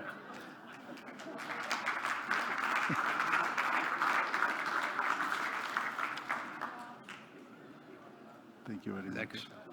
Thank you. And now we have 3 Young Investigator Award. One is for thoracics on surgical treatment of pleural recurrence of thymoma. Is hyperthermic intrathoracic chemotherapy worldwide has been won by Dr. Diana Bachin. Is she in the room? If she's not, no, she's not. Okay, so we keep on the side, and then we go on the congenital section. Has been won on improved interstage outcome following the Norwood operation in hybrid management of right ventricle to pulmonary artery shunt, and the author is Dr. Takashi Yasukawa. Is he in the room? Dr. Yasukawa? People don't want the award today, but that's okay. So we put also on the side. And then we're looking for Dr. Marcus Mack, who won the award on the adult on iliofemoral tortuosity score, predicting access and bleeding complication during TAVI. Is Dr. Mack in the room? No? Okay.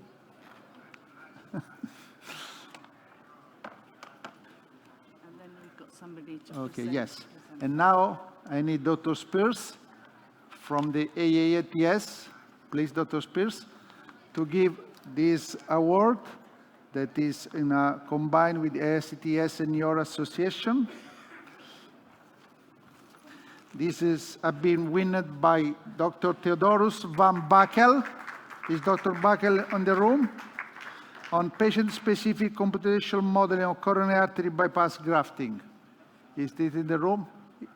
If not, we'll left in the secretary for the. Oh, no, the winner are not in the room, so okay. All right. It's okay. Sorry for this.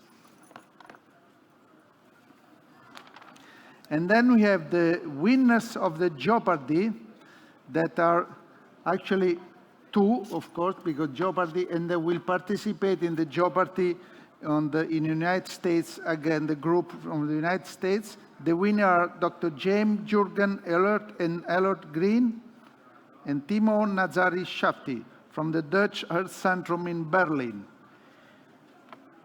Whenever they want, they can go in the secretary and get the award. I think we finish like this. Thank you for attending, and please stay in the room because next session will be streamed live and is also on the latest trial result. So this will be very, very interesting. Thank you very much.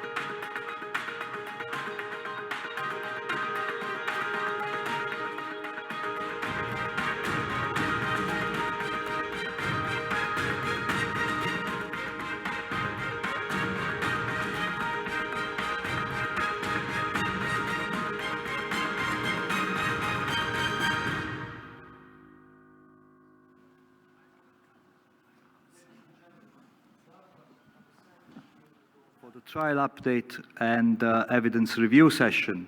I'd just like to introduce this with a quote from Voltaire. I disapprove of what you say, but I will defend to death your right to say it. We are an open society in which scientific debate should occur, and the forum should be open for everybody. We had invited Dr. Stone, who has declined. We had invited Dr. Serious, who had declined. I am very happy to introduce and to be thankful to all the other authors and the other scientists who are here to present the new data on coronary surgery and on TAVI. Most of the panelists you already know. I'd like to pick out two people that actually have just flown in today for the benefit of our meeting. One is Professor Olga Schoenemann, professor from the McMaster University in Canada, but is also known from his work on the grade system. The grade system is one of the now top standard way of doing guidelines and making trustworthy. It is a known fact that the cardiovascular societies are not using this system widely. We will embark in using this system in the next few months. It's also a great pleasure to introduce Professor Rita Redberg, a cardiologist in San Francisco, editor-in-chief of JAMA Internal Medicine, vast experience on panels to assess technology, and part of the cardiovascular technology assessment from the FDA. Just before we start, Professor Fremantle wants to just give a note. Thank you.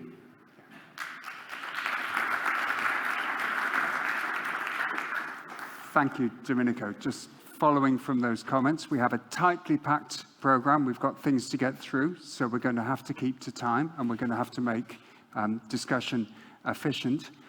Also, to pick up on the comment on scientific debate, we are a polite and civil society. We must conduct our discussion in a polite and civil way. So, with that said, can I invite David Taggart to come to the stand to discuss the 5-year outcomes of the EXCEL trial. David, thanks very much.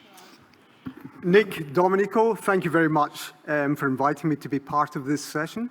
I have to say, in all the years of coming to these kinds of meetings, the coronary program put together by Mario Gaudino, Domenico, and the task force has been absolutely outstanding.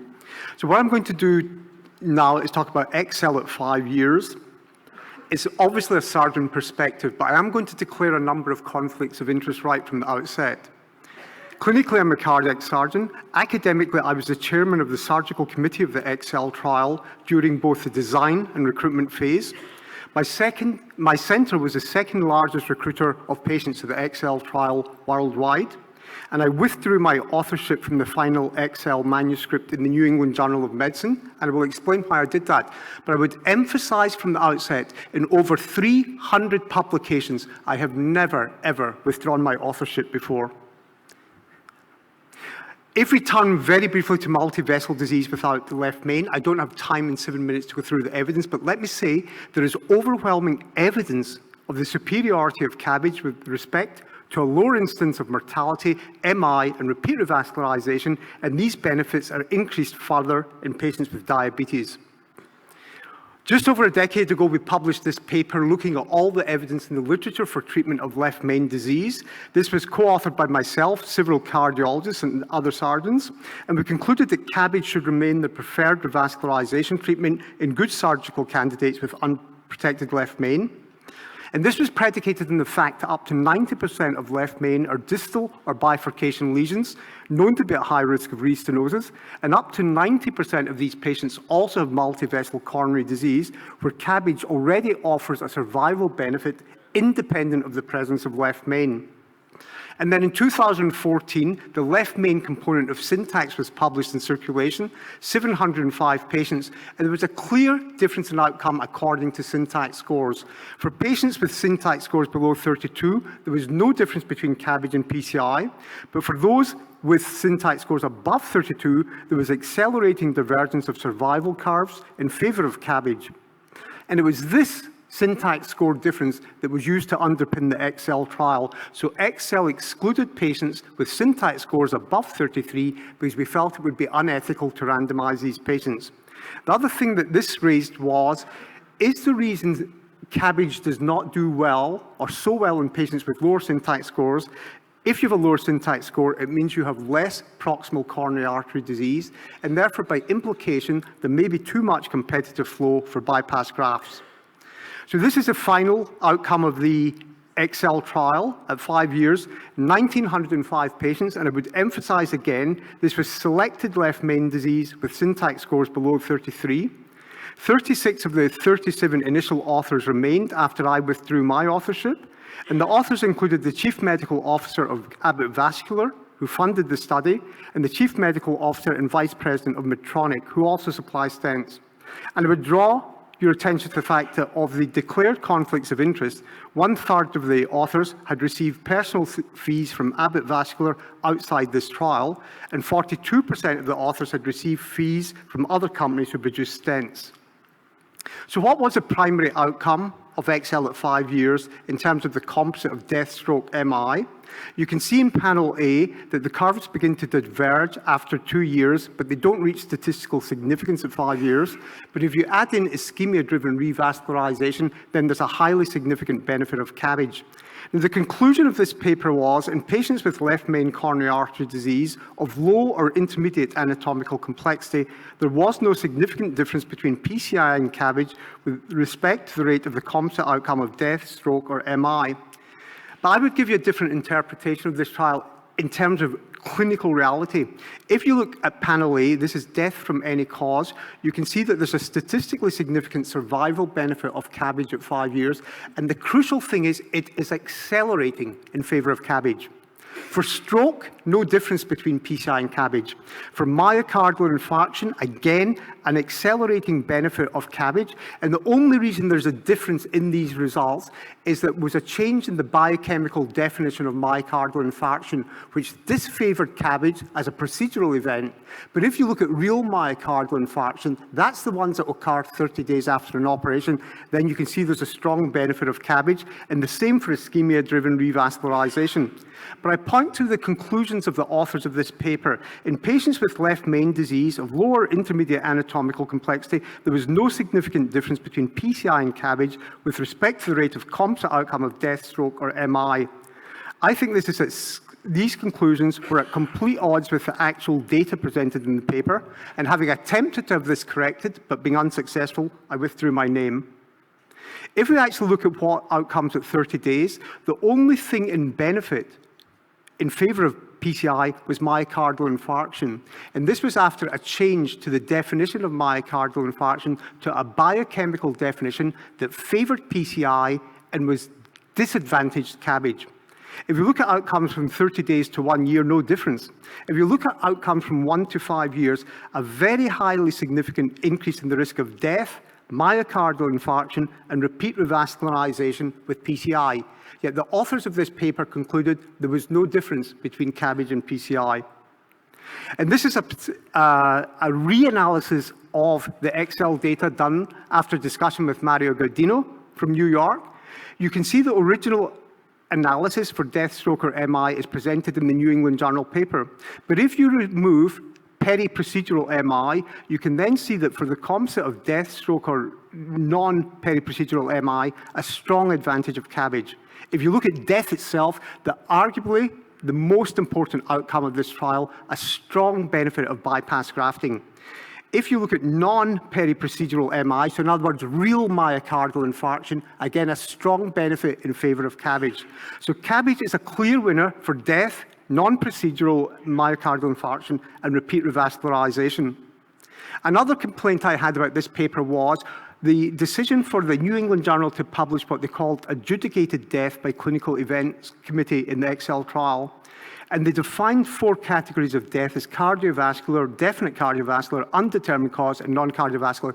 And in my whole career, I have never seen this done in any other paper. And why is that?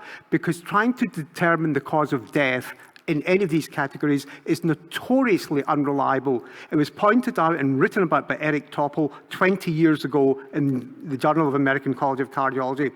Trying to adjudicate deaths like this, as I say, in the absence of autopsy, is notoriously unreliable. It is strongly susceptible to bias, unintended or otherwise. And remember, a patient with cancer can still die of stent thrombosis. If you look at the other main trial of PCI versus CABG in left main, the Noble trial, again, CABG came out as a clear winner in terms of mortality, myocardial infarction, repeat revascularization, and interestingly, in this trial, the incidence of stroke was higher in PCI than CABG. Now, we're awaiting the full 5-year outcomes. These are the current guidelines for left main disease for PCI. Notice that syntax scores below 22 have a class 1 indication for PCI, and for 23 to 32, 2A. And I suggest that both of these should be, in view of Excel and Noble, should be downgraded. I don't think PCI in this situation should have such strong recommendations. So to summarize and conclude, for multivessel disease without left main, CABG is a clear winner for all patients, and especially in those with diabetes. For left main disease, CABG is a clear winner for those with more severe disease, syntax scores above 32. But the two largest and most definitive trials of left main in patients with low or intermediate severity disease, so syntax scores below 33, show CABG to be superior to PCI, including mortality in the Excel trial, and for non-procedural myocardial infarction and repeat revascularization. And my own view is that the current data suggests that there should be a more cautious approach to the use of stents in patients with low and intermediate severity left main disease. And on my final slide, this is a meeting that we organized in New York, John Puskas and myself, the International Coronary Congress, and all of these things will be discussed in much more detail at that meeting. And as John often says, CABG, it matters how you do it. On that point, I'm going to conclude my talk. I would like to thank again the Society for the privilege of making this presentation, and you, the audience, for your attention. Thank you.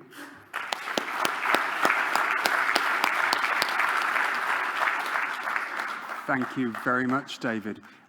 We're going to have to move swiftly on to our second report here from Daniel Thusis from Rotterdam, who's going to share with us the Syntax's 10-year survival. Thank you. Good morning, ladies and gentlemen, dear colleagues, dear Chairman. First, I would like to thank the Society for inviting me to give this presentation, as well as Domenico Pagano. For me, it's an honor and privilege to show you the Syntax extended survival data, which is the extension of follow-up up till 10 years. I have nothing to declare. So I'm sure everybody is aware of the Syntax trial, but let me just first briefly fresh up everyone's mind and discuss what the trial design was. In 85 sites across North American and European countries, 1,800 patients with de novo 3-vessel disease and or left main disease were randomized in the Syntax trial. After the heart team discussion decided that equal anatomical revascularization could be achieved with either PCI or CABG, the patients were randomized. After randomization, 903 patients were in the PCI cohort and 897 patients in the CABG cohort. At 5-year follow-up, the time period where the trial ended, you can see the completeness of follow-up rates at the right side. So what we did in the Syntax extended survival, we prolonged follow-up up till 10 years, and the primary outcome is 10-year all-cause death in PCI with first-generation stents versus CABG. When we look closely at the survival curves at 5 years, we can see that at 1-year follow-up, the survival curves slowly start to diverge. And the process is gradually continuing up till 5 years, at which there was a 2.5% difference without a statistical significance. So one might wonder what would happen if you prolong follow-up up till 10 years. So again, just to conclude that the primary endpoint of our study is 10-year all-cause death. What we did, we contacted all the 85 sites to participate in the trial, and we were able to obtain survival data of 1,795 patients out of 83 sites. And unfortunately, only 2 sites elected not to participate. However, they only included a total of 5 patients. So that brings us to the following patient flow throughout the trial. At 10-year follow-up, we have achieved completeness follow-up rate of 94%, which is remarkable for such a big randomized trial. To briefly show the patient characteristics, the mean age was 65 years old for the randomized patients. There were 25% of patients had diabetes, medically treated diabetes. The rates of 3-vessel disease was 60% versus left main disease 40%. And as you can see just below, there was a heterogeneity of the left main disease cohort with isolated disease, 1-vessel, 2-vessel, and as well 3-vessel disease. The Syntax score was equal, 28 in the PCI cohort versus 29 in the CABG cohort. And at the bottom, you can see that completeness of revascularization was achieved more often with CABG versus PCI. So that brings us to the primary endpoint of the Syntax extended survival study, 10-year follow-up. And we can see that there is a small 3.5 absolute difference between PCI and CABG in favor of CABG, however, without a statistical significance. With a hazard ratio of 1.17 and a p-value of 0.092. However, if we look into the important and pre-specified subgroups of patients with 3-vessel disease, we can clearly see that CABG provided a survival benefit at 10-year follow-up over PCI, something what has been shown at 5 years, and now the survival benefit is prolonged up till 10 years. However, at odds with the Excel trial, at 10-year follow-up, we did not find a statistical or any difference in survival between CABG and PCI in the left main disease cohort, with a hazard ratio of 0.90 and a p-value of 0.47. What was slightly unexpected was to find that diabetes didn't show to be different at the 10-year survival between CABG and PCI. One would expect that after 5 years that the curves would continue to diverge. However, if we look closely, you can see that at 7-year follow-up, they converge again, and they will meet at 10-year follow-up. We can discuss this later, I think, in respect to the Freedom trial, the biggest trial that included multi-vessel disease patients with diabetes, which found a slightly different result. In patients without diabetes, there was no difference at 10-year follow-up according to survival. When we looked into the treatment by subgroup interaction, to start off at the top slide, we can clearly see that multi-vessel disease patient had a great benefit of CABG over PCI, with a P for interaction of 0.019. However, as just mentioned, the medically treated diabetes, we found no interaction with treatment and diabetes. And if we look into the patients according to coronary disease complexity, according to the Syntax scores, we can see there's a stepwise increase in all-cause death when the Syntax score was increasing, most evident in the patients with the highest Syntax score, the most complex and diffuse coronary artery disease. The next slide shows again just a visual representation of what I just mentioned, that the all-cause death is gradually inclining when the Syntax score inclines. When we do this for the pre-specified subgroups of patients with 3-vessel disease, this becomes even more apparent, patients with more complex and diffuse coronary artery disease. However, the Syntax score showed no association with all-cause death in those patients with left main disease from our Syntax trial. So to conclude, the take-home messages from the Syntax extended survival study are that we are the first and largest randomized trial to report 10-year all-cause death after PCI with drug-eluting stents versus CABG in patients with 3-vessel disease and or left main coronary artery disease. At 10-year follow-up, we had a high rate of completeness of follow-up of 94%, which was well balanced between the two cohorts. In the overall cohort, there was a small 3.5% difference in all-cause death in favor of CABG, however, without statistical significance, while in patients with 3-vessel disease, CABG showed to provide a significant survival benefit over PCI, without a treatment difference in those patients with left main disease in the Syntax trial. And of course, Professor Tegger just mentioned it, I think it's important that the more contemporaneous trials comparing PCI with CABG should prolong follow-up after 5 years to see what the benefit at a longer follow-up will be for CABG. I would like to thank you for your attention. Of course, all the members of the society and the surgeons that contribute to the Syntax extended survival study. And please, if you want to look in more detail, the study details are presented in the Lancet. Thank you very much.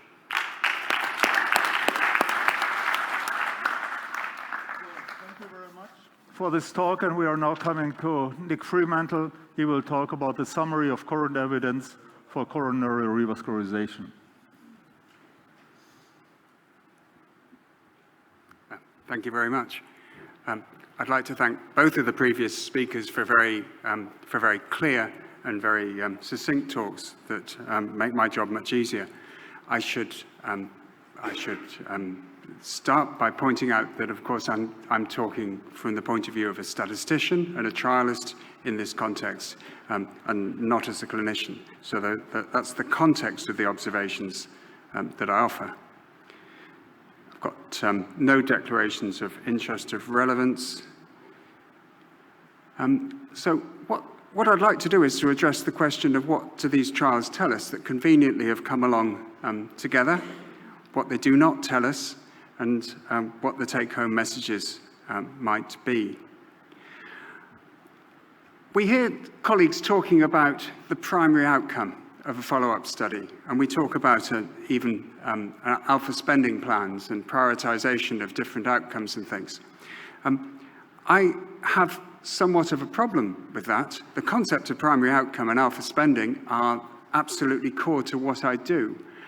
But these longer-term follow-up studies have already been reported.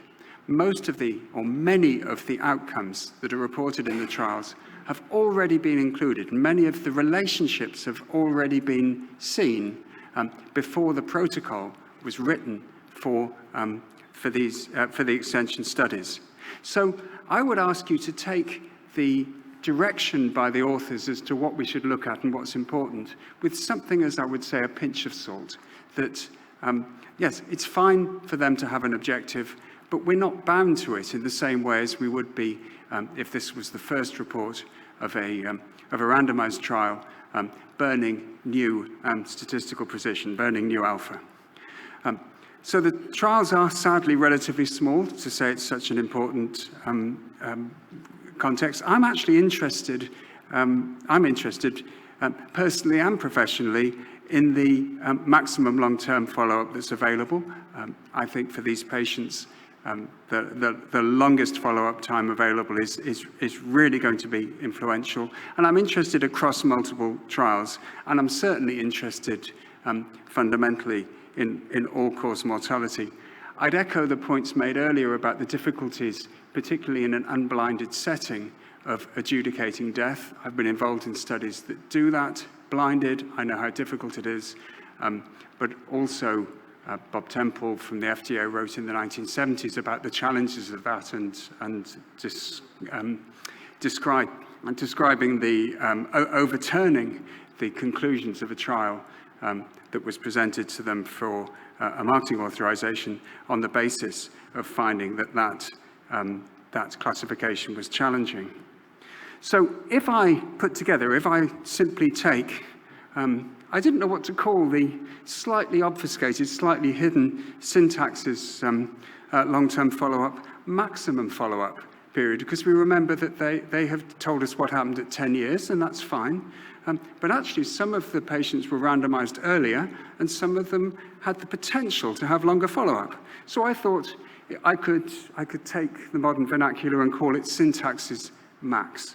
So syntax's max was on the edge of statistical significance. Actually, from a statistician's point of view, there's very little difference. One's magically across a line and one of them isn't. But if we pull that crudely with the XL 5 years overall mortality, we see a pretty consistent, pretty impressive 23% increase in risk with about 3 standard errors telling us it's unlikely to have occurred by chance alone. Left main disease. Now, I've really struggled with left main disease. Now, I'm a statistician, so of course I'll struggle with left main disease. I don't understand the concept. But looking into the trial, again, Professor Taggart identified this. We don't see independence. We see left main disease occurring most frequently with multivessel disease. So here we've got, in Excel, only 56 isolated left main patients, and we've got only 91 isolated left main patients in syntax's max. So we've got almost no patients who fall discretely into what I would call a proper subgroup, who have that, but not the other classification of interest.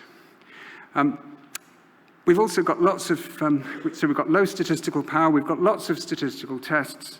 I would say we've got no very strong signals apart from the overall effect. So published comparisons are all confounded. What I've been asking for a long time, and I simply do not understand why it hasn't been done, so I'm going to ask again, is we have something called multivariable models.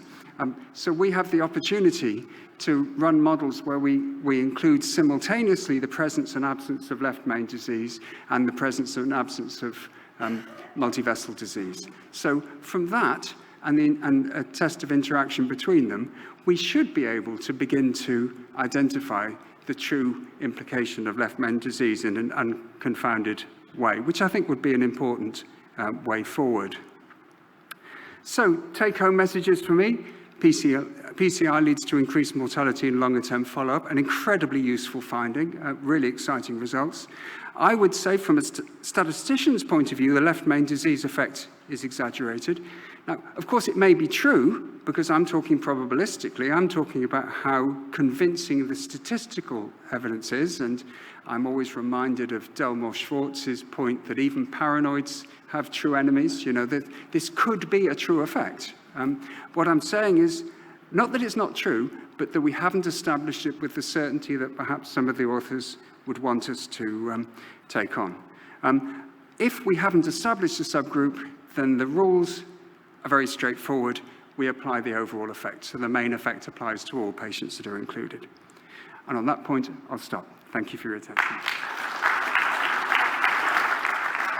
Well, Nick, thank you very much for your view from the statistical point. And now we are coming to the last talk in this part of the session. It's from Steve Freemus from Toronto about clinical implications of the latest evidence. Please. Thank you very much for the invitation. It's an honor to present. There will be some overlap with the previous speakers, but I'll try and include my slant on the evidence presented. So this is my conflict of interest. My objectives for the next few minutes are to review my take on the Excel 5-year results, the Syntax 10-year results, and how these late trials affect clinical practice. In other words, what does the data inform us as clinicians to do in regular day practice? So this was what was presented at the TCT last week, and this is the primary outcome, all-cause death, stroke, and all-cause mortality, all MI at 5 years, and no difference overall. Now, if you break this down using landmark analysis between the first 30 days from 1 month to 12 months, then afterwards you see different risk with a benefit of PCI in the first 30 days, no difference between 1 and 12 months, and then the curves separate, strongly separate in favor of CABG. So this is the manuscript.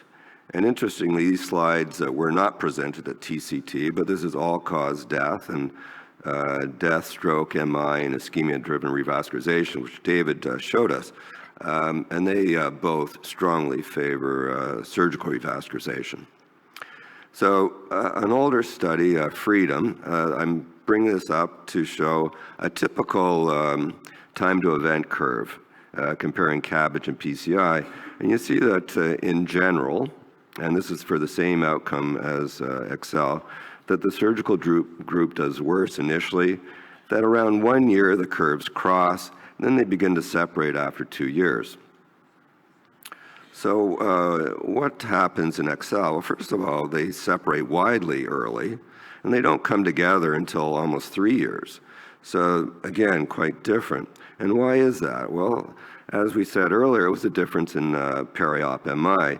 The death was similar. In fact, you may think that death should be higher with CABG than it is, but it was similar. There was more stroke in the CABG group, but that didn't explain the difference. The difference was entirely based on the difference in peri-op MI. So these are other important trials. Excel, it was 6.2% in the surgical arm, Freedom 1.7%, and Syntax 2.9%. In fact, even at 3 years, Syntax was less than the peri-op value for Excel. So why is that? Well, as David mentioned earlier, it's the definition of MI. These aren't the Syntax patients. These are a large cohort of patients, or over 7,000. And these same patients had Peri-MI determined by the third universal definition, which was the original definition for Excel, the second universal definition, the SKY definition. So using the third universal definition, the results are similar, although slightly worse than PCI. Using the second definition, they're strongly in favor of CABG. However, using the SKY definition, they're strongly in favor of PCI. And as I said, in Excel, they started with the third definition, and they adopted the SKY definition. So the question is, in Excel, is there a true difference in the incidence of peri-MI, or is there simply related to differences in the definition? I'm now going to talk about syntax. So this is the 5-year result, and CABG was strongly preferred over PCI in terms of the primary outcome, which was MACE, as well as MI and repeat revascularization, as well as death, stroke, or myocardial infarction. The effects seem stronger and not statistically different in terms of the interaction p-values in multivessel disease and diabetes and increasing syntax score. So the 10-year study, it was not funded by the original sponsor. It was funded by the German Foundation of Heart Research, and it was not through coordinator follow-up. It was assessed through electronic medical records and national death registries. And as Nick mentioned, at maximum follow-up, mortality was significantly reduced. So at 10 years it wasn't, but at maximum follow-up it was. And in a multivariable model, CABG was, again, strongly supported over PCI. So how do these results affect clinical practice? Well, these are the EACTS recommendations from last year's revascularization guidelines. And at the bottom you can see in multivessel disease, regardless of syntax score or diabetes, CABG is a 1A recommendation. And for left main disease, again, regardless of syntax score, CABG is a 1A recommendation. I don't believe that the current evidence or current trial evidence changes these recommendations at all. So to conclude, I would say CABG remains the preferred therapy for patients with extensive coronary disease who are good surgical candidates. PCI is an acceptable alternative for some patients if the surgical risk is increased. In Excel, it's likely that CABG would emerge as a preferred therapy for all outcomes, including the primary outcome, except for stroke with further follow-up. And I'm wondering if there's an opportunity to somehow, in the absence of sponsor funding, to accomplish this, like was done for syntax. The late syntax results would have been much more informative if other outcomes were reported. As I say, our recommendations based on the 5-year results were not simply related to mortality benefits, but for other benefits. And finally, the findings further support the importance of a multidisciplinary heart team in the decision-making of patients with complex coronary disease. Thank you.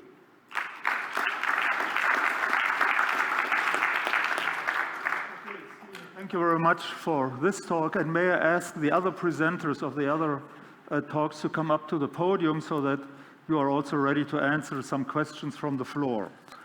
As we have heard, there are many aspects to all these very famous studies, including the duration of follow-up and, of course, methodological questions and problems. So therefore, we all would like to ask you from the audience to ask questions to the presenters. Are there any questions?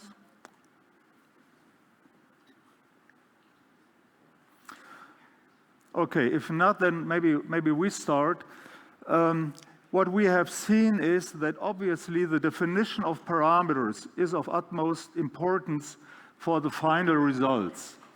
And maybe David, you can allude a little bit to this. What is the importance of the definition of the parameters even before you start a trial? Yeah. So I think Nick and Steve have addressed this very well. What happened in Excel was a disgrace that halfway through the trial, the definition of myocardial infarction was changed. And interestingly, if, as I showed you the Mario Godino analysis, if you take out peri-procedural myocardial infarction, CABG is a very clear winner. So I believe the data was manipulated using a changed definition of myocardial infarction to try and prove that for the composite endpoint there was no difference. And it's very interesting because the Nobel investigators decided not to use peri-procedural myocardial infarction as an outcome because they knew that was very susceptible to manipulation. So in the Nobel trial, all they counted was non-procedural myocardial infarctions because those are the real ones, those are the ones that kill patients. So in the Excel trial, to equate a peri-procedural biochemical definition of myocardial infarction and give it the same weight as a non-procedural myocardial infarction was an absolute outrage, in my opinion.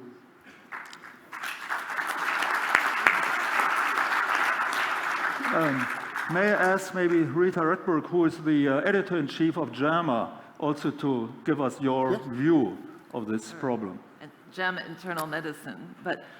The relevant JAMA. Thank you. So I think, and certainly I agree, endpoints should not be changed mid-trial, and it always raises red flags, and that's not the first time it's occurred with that same group of investigators, and it's always has a big, public relations impact. But I think that trial raises a lot of questions because, as you noted, I think it's always a problem when the company not just funds the trial, but is actively involved in the trial, chooses the investigators, is involved in data analysis, is involved in adjudicating the dead endpoints, and is involved in writing of the manuscript. I don't think there's any reason, we're independent academics. If you want to take industry funding, it should still remain an independent analysis, and I think it's a major problem for this trial and others, and clearly, had something to do with the very skewed and biased representation. I also think it raises the important issue of the responsibility of a journal and the journal editors and the reviewers because, we rely on medical journals and peer review to make sure that we are reading the science and the high quality of the science, and I can't help but see that as a failure of the review and editorial process to allow a final paper, which is clearly a disservice to patients. You're talking about a 31% difference in mortality and not to be reflected. I mean, that's a big problem. And, one that is, I admire you for, being moral and ethical, and you can't sign your name to a paper that is not accurate. But it's a problem that unfortunately, we're faced with over and over again, and it affects patient care and it affects the quality of our medical thank you for your comments, but what I would say is, in my 30 years of being involved in authorships and publications, I have never witnessed such an attempt to distort what the actual data in this paper showed. And as Steve said, when this was presented at TCT, there are two very important things. It's not the absolute difference in mortality at 5 years, which was presented in a table, but it's the fact that that mortality is accelerating, and that wasn't even shown at TCT. Yeah, thank you very much. And I think the comment was very well taken that the problems with these studies also, in my view, seems to increase all the time, and it's more and more complicated to read and to understand these studies without going in detail, even to the supplement or to the FDA comments or whatsoever, which of course only the minority of readers will be able to do. Stephen, you just said, or you told us about the clinical implications of these latest evidence. What does that mean for our practical work? Well, as I said, I think that the two trials and updated results of both trials confirm what we're currently doing. And last year's ESCX revascularization guidelines were quite clear on what were considered class 1 indications for coronary bypass surgery. I do not think, and this is the other part, that the indications for PCI have changed, or if anything, should be downgraded from what they were last year, but not that they should be given a higher recommendation. I have a follow-up question. It's David. First of all, thanks for your integrity. That was thank you. That was thank you. Very nicely. So, but But the concept or the situation about clinical trials changing during the course of the trial, one is that the sample size decreased, another is that the endpoint changed, the primary outcome endpoint changed. And I think one of the situations may be that it was done because they wanted more events. And in other words, to meet the sample size within a smaller number of patients, they wanted to have an event that they wanted to have more events, and this was one way of doing it. And you were on the steering committee, so was this the discussion that was going on? No, I was the chairman of the surgical committee. Oh. This was never discussed. This change was made without discussion. Okay, thank you. Peter has a question. I first didn't want to comment here, but I'm one of the PIs in the Excel trial, and you're misleading the audience here. This definition was not changed during the study. The only thing what happened is there were CKMBs missing, and they were collected afterwards. That was the point. And you can discuss that, but the definition was not changed. It's a lie, and it's misleading the audience here. The only thing which you can conclude from this trial, chemistry is always better if it's complex disease. And there are other surgical authors on this paper who remain off from this paper because they back up the conclusion from this trial. You look at the curves, and every surgeon can look at the curves and they can make their own conclusion, but you should not mislead the audience here. It's completely false. Peter, there is nothing false in what I'm saying. We've published this in circulation. Protocol submitted to the New England Journal twice, and they have reviewed the protocol, they've looked at the paper whether the definition was correct, and the definition was correct, as you also accepted during the steering committee meeting. The change in myocardial infarction definition was never discussed with me. It was discussed with you. It was never discussed with me. Right. Never. Gentlemen, Well, I don't think we're necessarily going to move on from this difference in views, but thank you very much Dr. Capitan, thank you very much for sharing your side so we can have a balanced understanding that there may be two different takes on this. Right. But I think I think this should be the end for this part of our session, but it has shown that obviously there is much more to discuss, and also that it's not as clear as it sometimes shows, and that we all have to be involved in the discussions, and that we all have to know exactly what's going on in these studies in order to find the best treatment for our patients. So thank you very much for all your presentations. Thank you very much.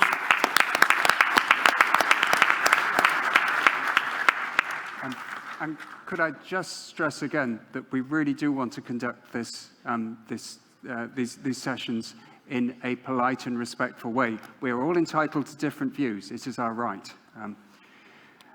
So if we can move on to the second part of the session, TAVI versus SAVA, do we have a new paradigm? I'd love to invite Dr. Thorani to come and join us.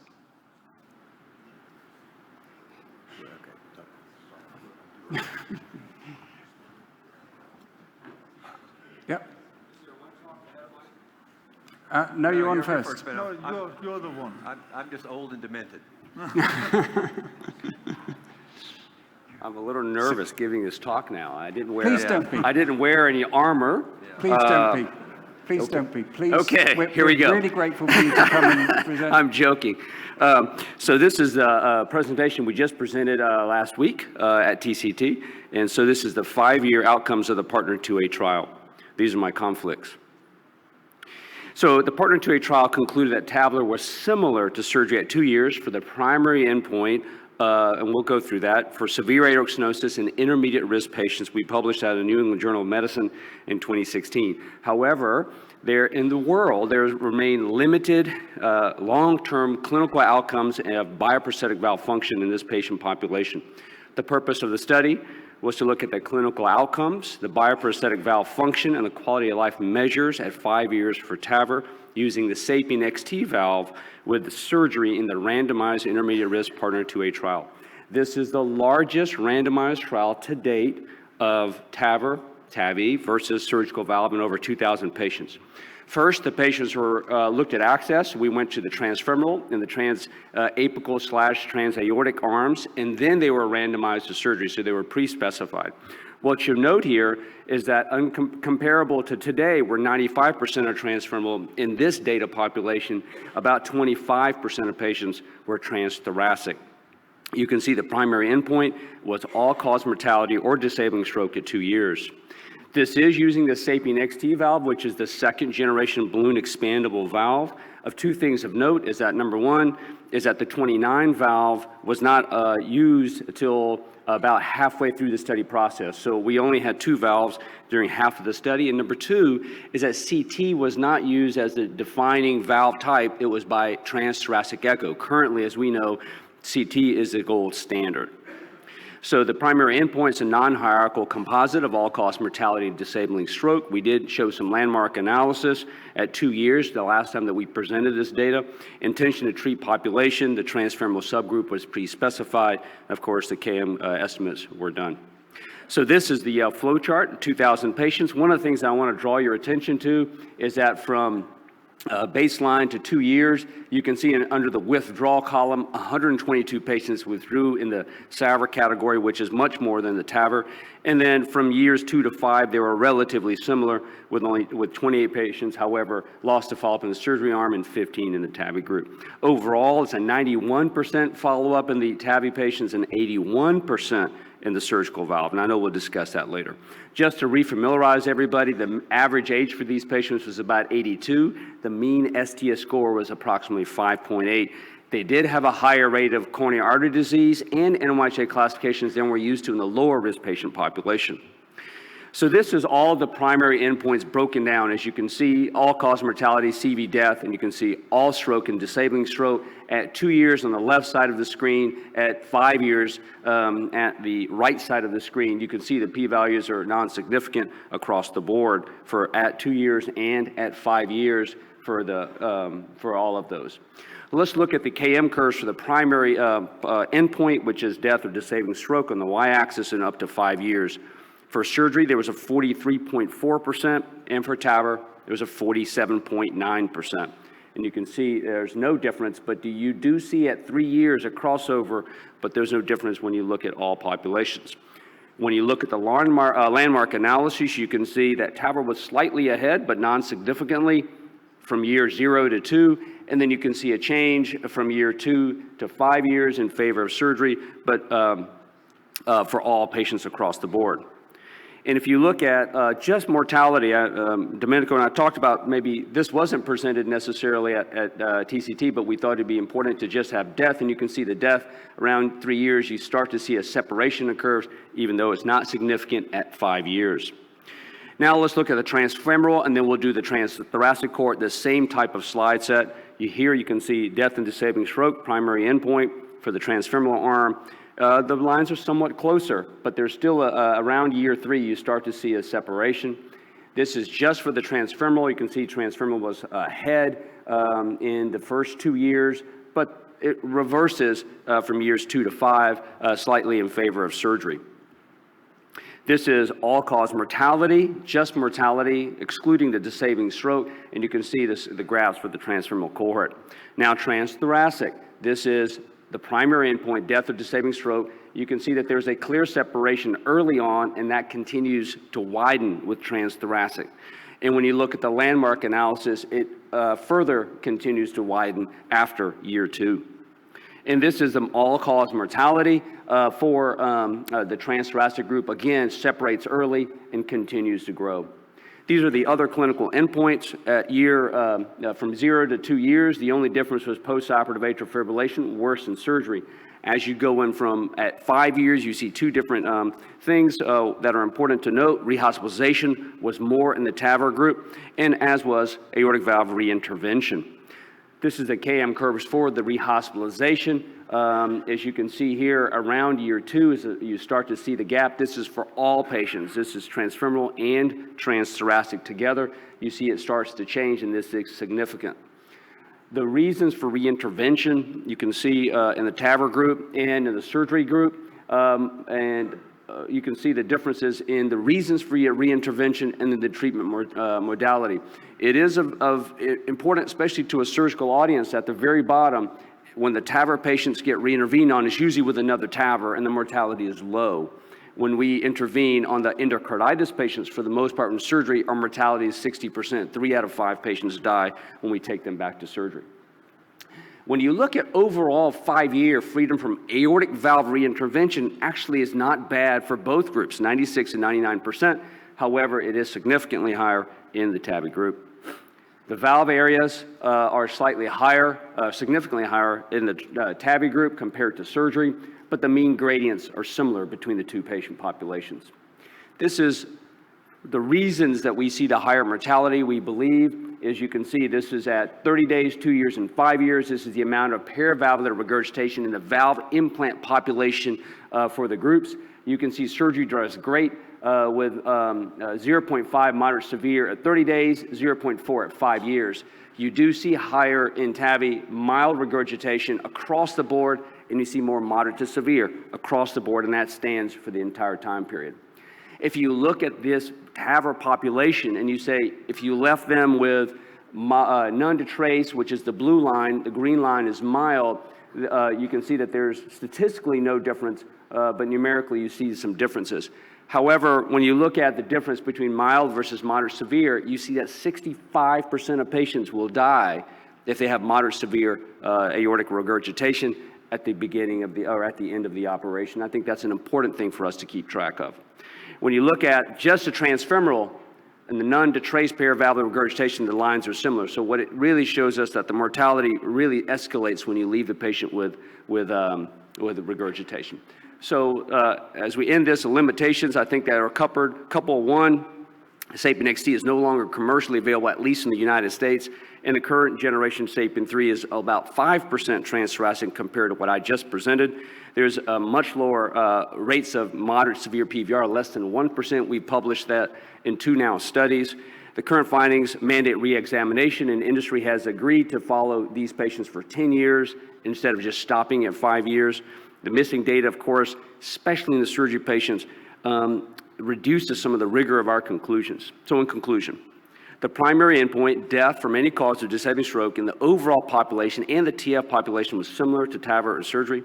In the transthoracic arm, the primary endpoints were significantly increased in those that had TAVR. Valve-related rehospitalizations, reinterventions, especially after 2 years, were more frequent after TAVR.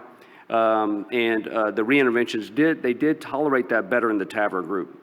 There's a small but significant difference in valve hemodynamics favoring TAVR. TAVR was associated with more mild, moderate, and severe PVR, and those that had moderate severe PVR, but not mild, were associated with the increased late mortality. And of course, I didn't show you the data, but both groups had great cardiac symptom relief as well as quality of life measures by KCCQ. Thank you very much.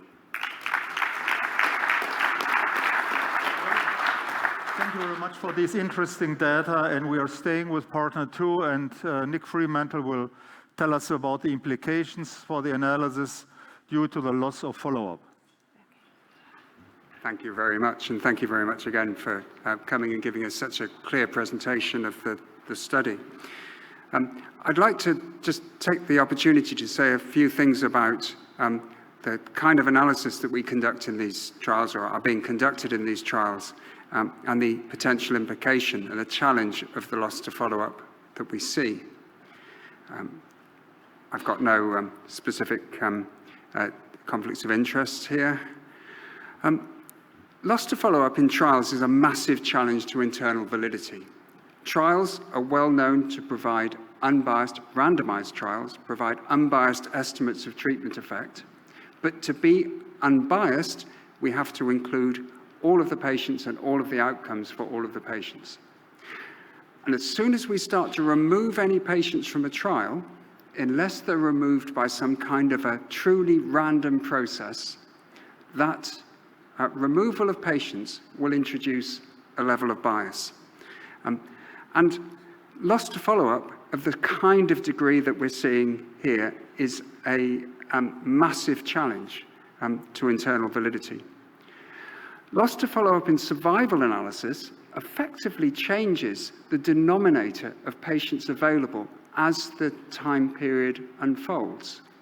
We could see that from some of the numbers at risk, clearly shown, not in any way hidden, in Dr. Thorani's slides. So we have to consider, well, what are the potential issues that raises? The other key randomization issue is this question of sometimes called as treated, sometimes called per protocol, sometimes some differentiation between those principles is given, but they're basically the same thing. Analyzing people on the basis of the treatment that they receive rather than the one that they were randomized to. And again, that drives coach and horses through the principles of unbiased analysis and randomized trials. So as ICHE 9 says, principally used in pharmaceuticals, but those of you signed up to GCP, you're signed up to this. The use of the per protocol, or I would say as treated set, may maximize the opportunity for a new treatment to show additional efficacy in the analysis. And it most closely reflects the scientific model underlying the protocol. We do want to compare the treatments of interest. However, the corresponding test of the hypothesis and estimate of the treatment effect may or may not be conservative, depending on the trial. The bias, and they make the point there will be bias, it's not whether it's there, it's how big it is, which may be severe, arises from the fact that the adherence to the study protocol may be related to the treatment and to the outcome. In other words, great big flags. The emboldening is mine. There's no emboldening in ICHE 9, but just to draw your attention to the particular words that I was emphasizing. So overall, the 16% loss to follow-up from, I think it's slide 8, that was, again, very clearly shown. So there's no attempt to obfuscate in any way the numbers involved. However, there was a big difference there. 11.7% in TAVI, 20.4% for surgery. Now, the challenge here is that the orthodoxy is correctly analysis by intention to treat, and that would be the unbiased estimate. And the advice, the methodological advice for a trial in which we have some missing data is to start with a complete case analysis in the knowledge that other forms of analysis will bring in different assumptions and different bias. The FDA, in interaction I've had with them, asked for a very crude imputation approach. They said, well, if there's anybody missing in the control condition, will you censor them on the last day that you saw them? And if there's anybody missing in the experimental group, will you assume that they died the day after you last saw them? Now, of course, that's an incredibly pessimistic analysis, but it's one that says, how bad can it be? How extreme could it be? Now, if I just take the observed data, the number of deaths and the number randomized, and I calculate an odds ratio, it's highly significant and it's 1.32. Now, I'm not going to stand here and say, oh, and if I go on and do the assumption of deaths, and it becomes horrifically big. I mean, the 2.12 is clearly not even beginning to be plausible. But the point of raising them is to point out the lack of stability in the mortality results that we have. Implicitly, well, now explicitly through the process, when we censor patients in a survival analysis, we take them out of the denominator. They no longer contribute. And yet, we don't know what's happened to those patients. And that is a source of bias. So, by conclusion, partner true, and actually this whole program of trials that are not just the partner trials, but the TAVI versus surgery trials that have taken this approach and had this kind of level of loss to follow-up is highly susceptible to bias. They don't meet this sort of gold standard design criteria. And actually, the analysis that I've done, exploratory, I don't want you to go away and think that's the right answer, but it shows just quite how different the results could be depending on what's actually happened to the patients that have gone walkabout. And at that point, I'll stop. Thank you.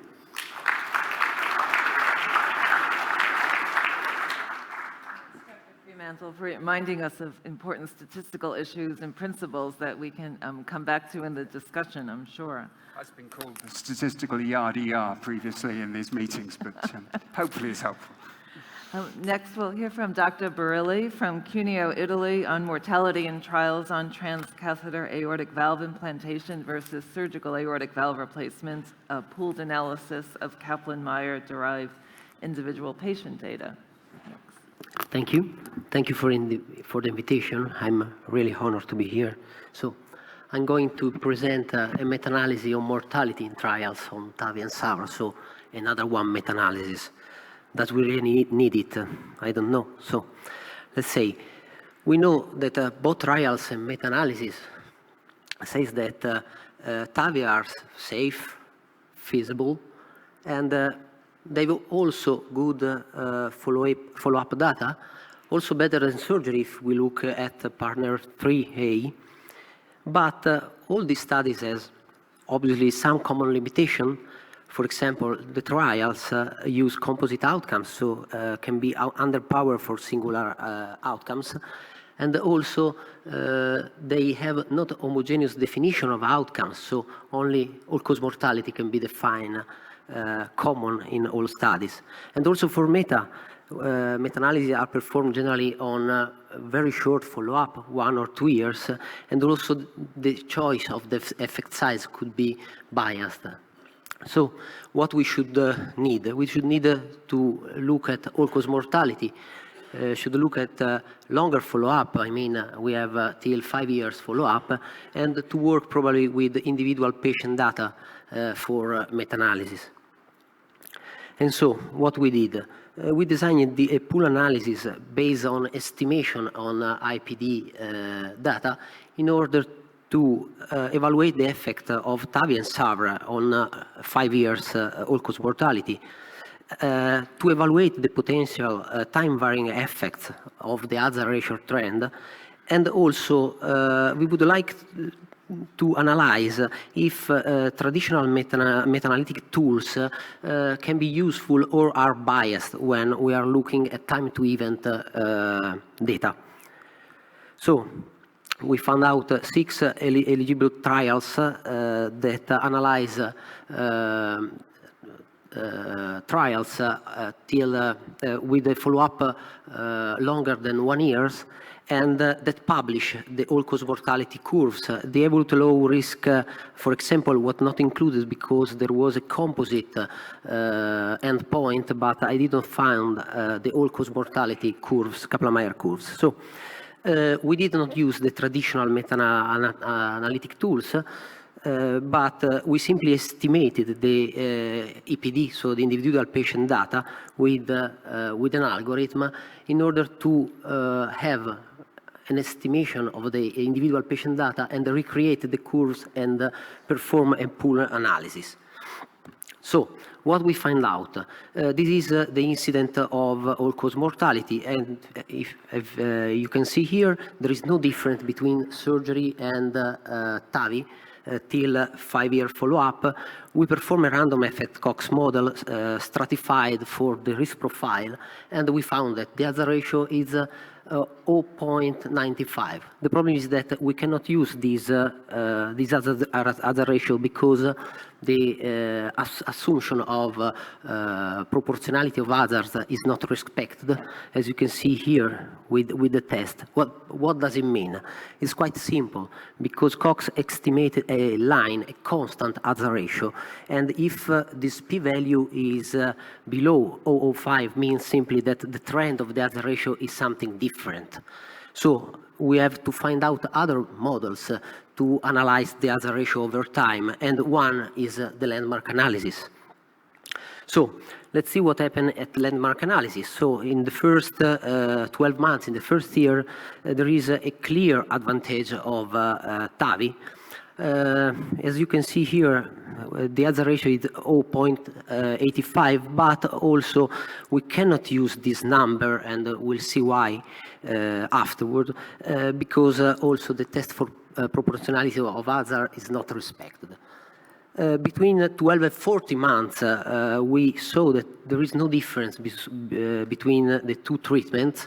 while, and this is probably the new outcome, after 30 months, there is a reversal of hazard ratio demonstrated that there is an advantage of surgery respect of TAVI with an hazard ratio of 1.31. But we can try to use some other methods like fully parametric methods to analyze the trend of the hazard ratio. And what we look, this is the result. As you can see in the first years, there is a great change of the hazard, favoring obviously TAVI.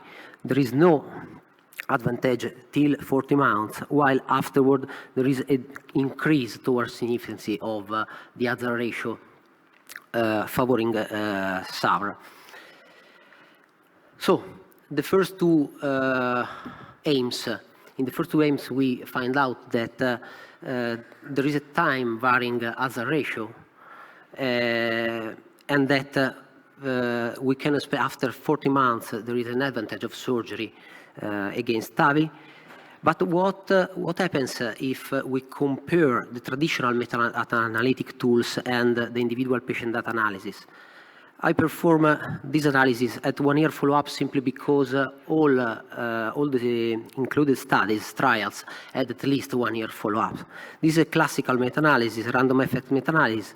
I found that there is a reduction of that. As you can see here, we cannot check the proportionality of the hazards, and we found out, as you can see here, no heterogeneity. These results are quite similar to a recent published meta-analysis in the European Heart Journal that show that, as you can see here, there is no heterogeneity, and they point out a summary effect of 0.88. But the question is, we can use this data? No. Because as I show you before, what had happened, that the real trend of the hazard ratio is not constant. Here I reported in blue the summary effect estimated by the traditional meta-analytic tools. As you can see here, the trend is completely different. As you can see here, there is no proportionality of hazards, so this data cannot be used. And again, with random effect Cox, we found out that there is also a significant heterogeneity between among the trials included. So, just to finish, my conclusion are that TAVI, yes, is related to better survival at the beginning, but represents a significant risk factor for all-cause mortality after 40 months. And also that meta-analysis for summarizes time to event pool data are biased. My take-home message is that probably before increasing the indication of TAVI also to low-risk patients, probably we need longer follow-up data, because the new evidence, this is what we found, and also what Professor Turani found out. So the advantage of surgery starting from 2 years leads probably to a word of caution. The last night I spent the night trying to include also the result, the last results of 5 years of the Partner 2A. They are quite crude, but there is no significant difference for what we had at 2 years. Thank you very much.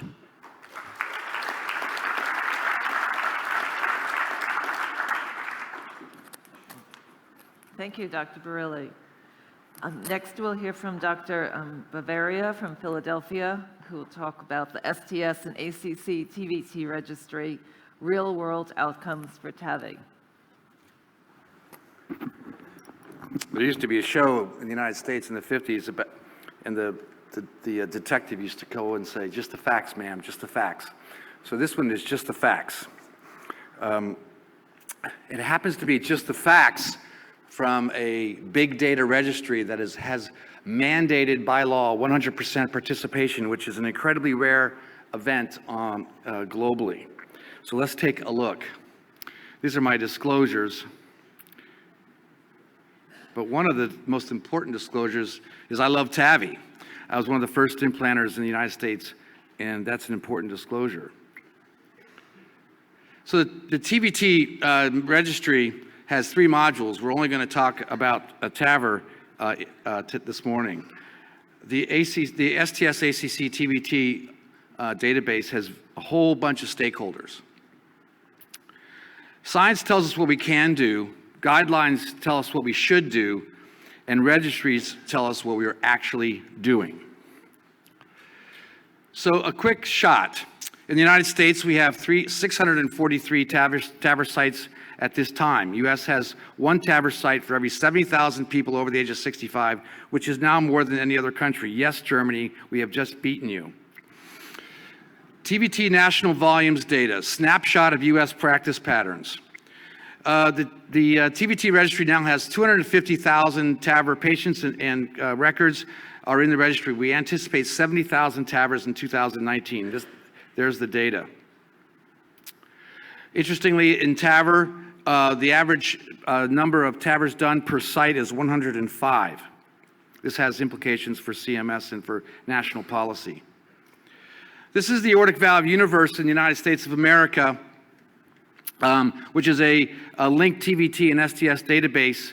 And you can see that in most of the bars, this is isolated aortic valve, others, aortic valve CABG, Bentall procedures. The blue line is the addition of all surgical aortic valve concepts. And then the red line is TAVI. And you can see that for the TAVR for the first time in 2019, that's this year, surpassed SAVR in all of its forms and surpassed isolated AVR in 2016. TAVR age has gone down to 81. It'll probably be even lower next year or this year. The TAVR registry has also TAVR, but also TAVR valve-in-valve procedures. And you can see it's an important part of the procedure. And valve-in-valve is an important part of TAVR nationally at about 6 or 7% of all TAVR procedures. This is an interesting slide showing how things have changed, and it's very important with looking at the actual outcomes data.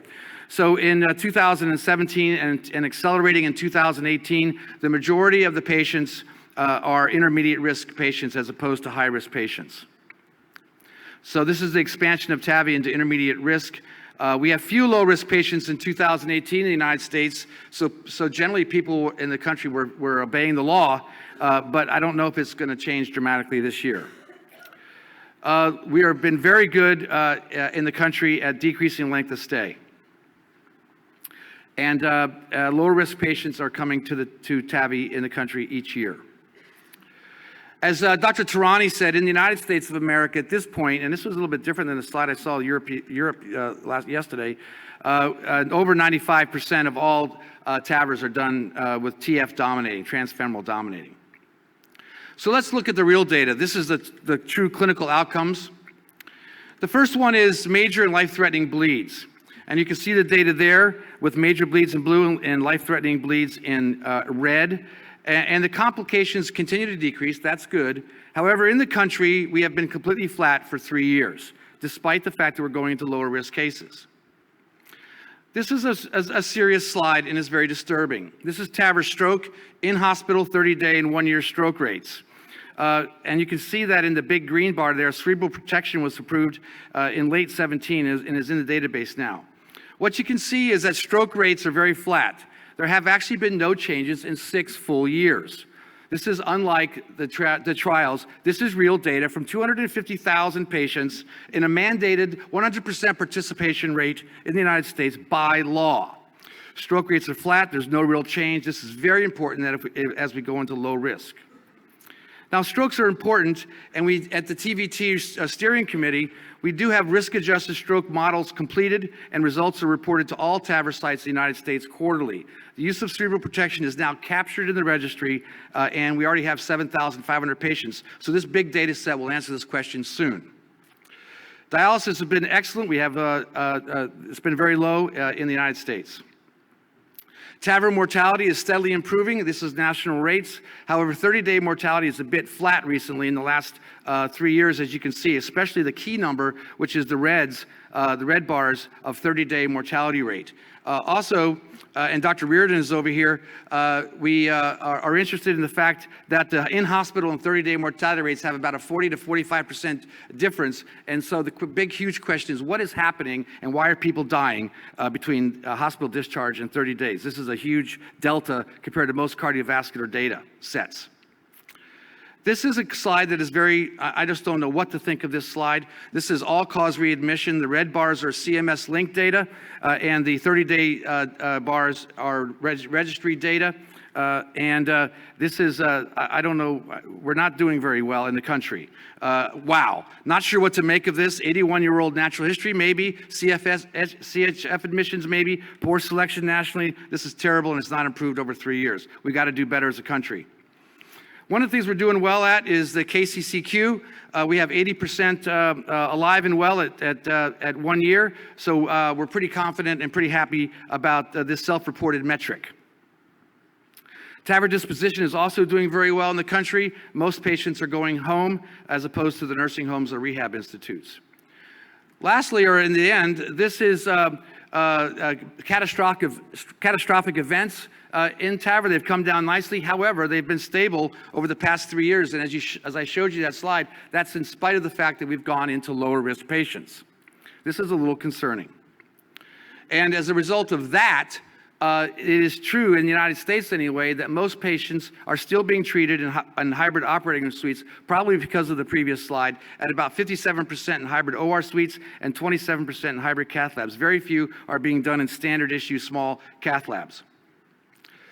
So besides the stroke rates, this is probably the second most important slide regarding outcomes that really bothers us at the TVT Steering Committee and the national level. And that's the new pacemaker rate. And as you can see, this is the 30-day pacemaker rate in red, which is the key number. And as you can see, there's 11.8% new pacemaker rate at 30 days. This is important. It is well known that pacemakers in younger patients, including low risk, die earlier. What's even more disturbing is that there's been actually zero change in 6 full years in the real world with a mandated 100% participation rate by law in the United States of America.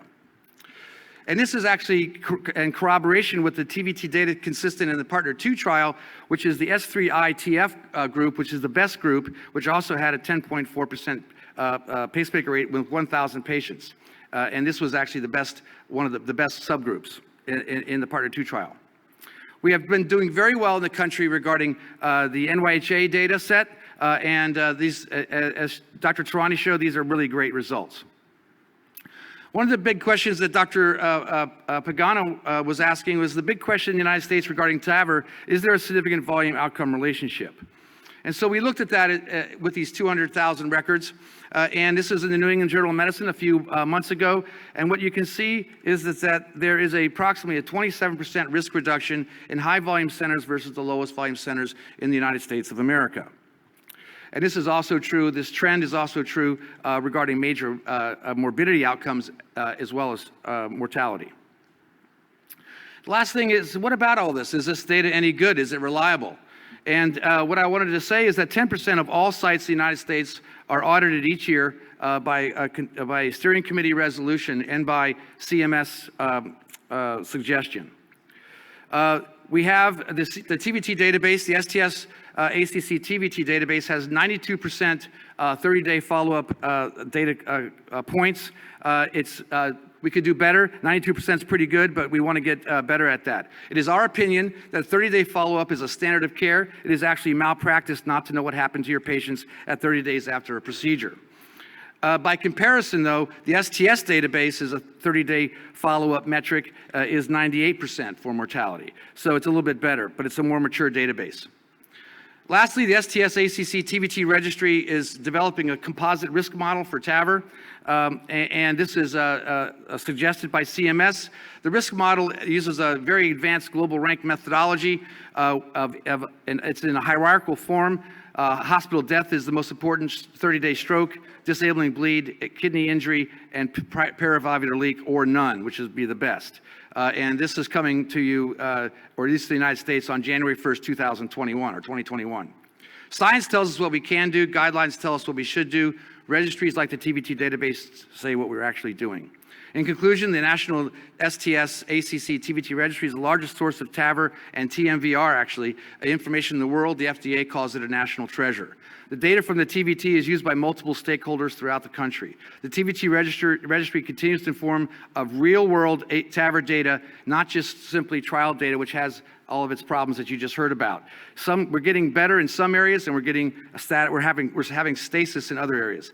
The TVT is now using the data set to develop TAVR and TMVR risk models and composite outcome measures. This will be the basis of CMS suggested public reporting of outcomes by institution and transparency in the United States of America.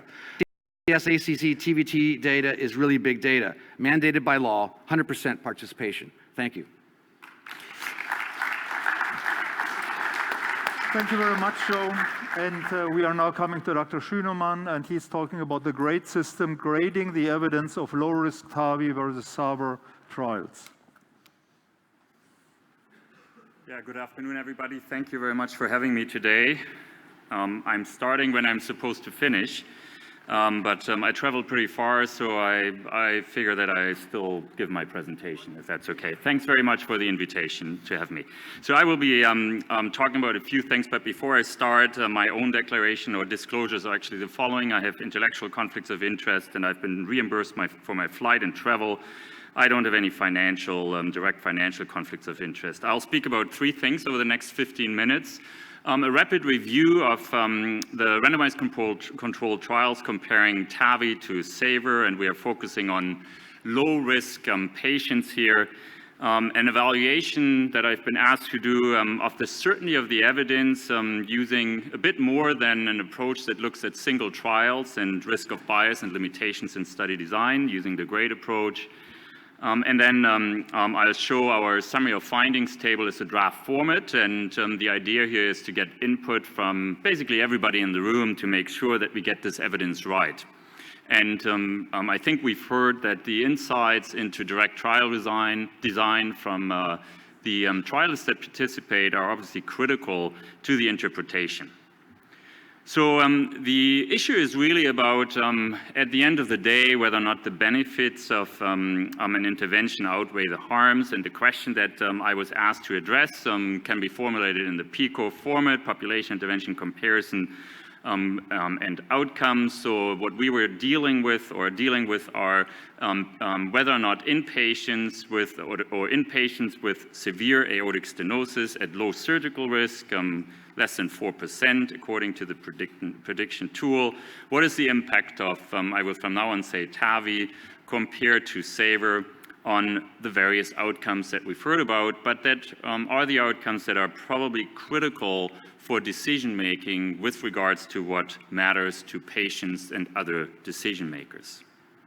And just quickly, why did we focus on low-risk patients? I think there is some indication that if we look at some of the studies that have been conducted, that there may be an interaction between the actual risk predictions, so the STS scores here and over here, and the actual outcomes. So we did this rapid systematic review and meta-analysis, and here the inclusion criteria are pretty standard, with a focus on the trials that have been done in low-risk patients.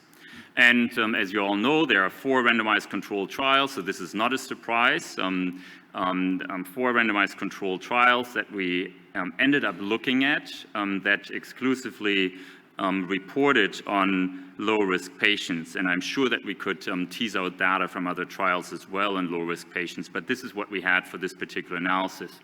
And this would be a typical description of a meta-analytical description of that systematic review of the 4 randomized controlled trials that were included here.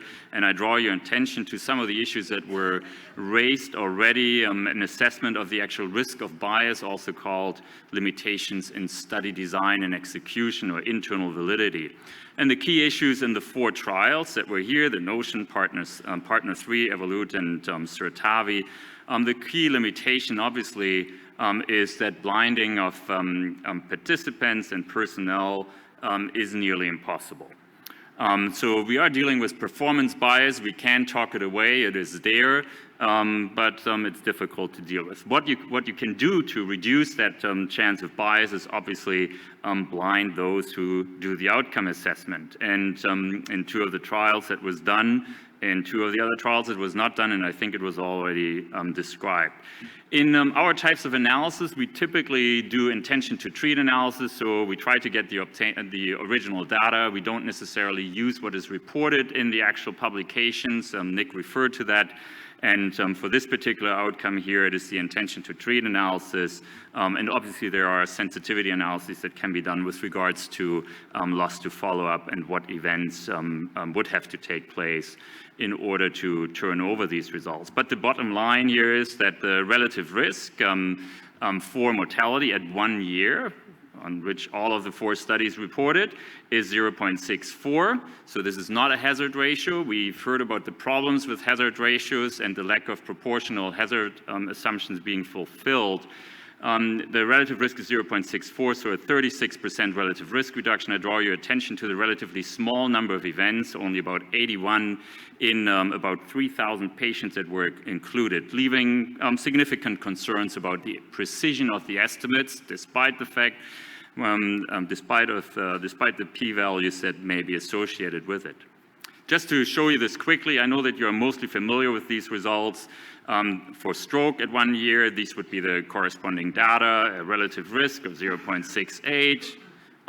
Again, fairly small number of events, only about 105 events in these nearly 3,000 patients, same issues around risk of bias. I want to move on because one thing is to focus on that actual estimate of the effect and the risk of bias. In GRADE, we compare this to the following cartoon. One meteorologist saying to another, I figure there's a 40% chance of rain and a 10% chance we know what we are talking about. There's the magnitude of the effect, and there's our actual certainty in this estimate of the effect that goes beyond the statistical effect measure. You could have a weather model that predicts rain with a 39% to 41% confidence interval, but the model would be entirely inappropriate for your situation. The certainty of the evidence in GRADE is defined as the following. It's the certainty that an estimate of association or effect is correct or better, that a true effect lies on one side of a specified threshold or within a chosen range. The GRADE approach is used by over 100 organizations. It's the approach that the World Health Organization, many of the professional societies around the world use, and there's lots of support for this type of activity.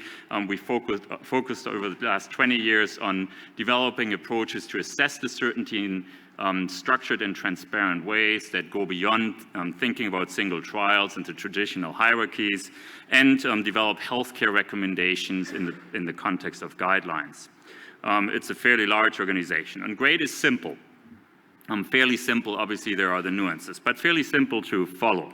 The big question is how confident we are in the research when we talk about effect estimates. The first question that we ask, the first signaling question is, are the research studies well done? In other words, are the limitations in study design and execution? Are the results consistent across studies when they should be consistent? How directly do the results relate to our question? In other words, how well do they answer the population intervention comparators and outcomes questions that we have? The fourth question that we ask is the effect size precise? Or is random error likely to play a role? And the fifth is, and that's the answer in particular with few trials that you can help me with much better than any literature review, are these all of the studies that have been conducted, in other words, publication bias. And then issues that are not relevant for randomized controlled trials necessarily have to do with what makes us more certain in the evidence, large effects, dose-effect relations, and certain aspects of confounding. And GRADE has gone from this traditional approach, this original evidence, levels of evidence approach, 1, 2, 3, et cetera, to thinking about evidence in a more systematic and probably unbiased fashion. A body of evidence starts as high certainty. 5 factors can lower the certainty, as I just described. Lack of randomization is a big problem because of selection and confounding bias. So observational studies are typically rated down by 2 levels. So lack of randomization. Within those studies, risk of bias is assessed. I mentioned inconsistency, indirectness, imprecision, publication bias. We put this here in scientific terms. And these three factors that can increase the certainty that we work through in a structured way. So these are the aspects or the domains that we address. So I'll come back to that slide that I showed a little bit earlier, mortality at 12 months as an outcome. And this would be a typical great output, a great evidence profile that would look at the outcomes that are critical to decision-making and include a structured assessment across the studies on the basis of those domains that I just described. So we use certain tools for that. This tool is called GradePro. It's the official tool of the working group that we use for these type of assessments. So the first outcome would be mortality. And I was asked to look at mortality data. I did this, follow up at 1 year. There were certainly some issues around risk of bias. We can discuss whether or not those were serious enough to rate down, but certainly there are issues around imprecision based on this small number of events, and we have some guidance for do this rating. But here are the relative effect estimates. I looked at a few other outcomes that I thought were either critical or important for decision-making in a guideline context. Obviously, you would help me to determine what is critical or important for decision-making. But for instance, there was a big increase, as we already heard, about pacemaker implantation with a relative risk of 3.8 and about a 15% absolute increase at 1 year. So these are the potential downsides. We use, when we work with decision makers and guideline panels, a different format for this presentation. We call these summary of findings tables. I'm just going to show them very quickly here without going into the great detail, but they are good for decision makers that are less familiar. I'm a general internist, so I don't know much about your type of research. Sometimes I just need to have a quick view from a credible source. So summary of findings tables that are interactive and present the data in understandable way. So risk differences, a relative risk, a plain language summary, and a rating of the certainty here for mortality. Initially, I thought we rate down by 1 level, but we'll get back to that. And these tables are interactive in that you can change the presentation. You can have graphic presentations of this data as opposed to the plain language summary. It's basically customized for the user of this information, other narratives. So these are just a few screenshots. I want to come back to my evidence profile. After conversations, it became very obvious that we are not interested, and this is why we're hearing about this data, we are not interested in the short-term outcomes. We are obviously interested in the long-term outcomes, and this is why this additional data is extremely helpful. So there's 2 ways of thinking about it. Using the data at 1-year follow-up as a surrogate for long-term follow-up, based on what we've heard, the proportional hazard assumptions not being fulfilled, the lines crossing, things changing over time, the outcome at 1 year for mortality would probably be a poor predictor, and we would rate down for indirectness of the actual outcome.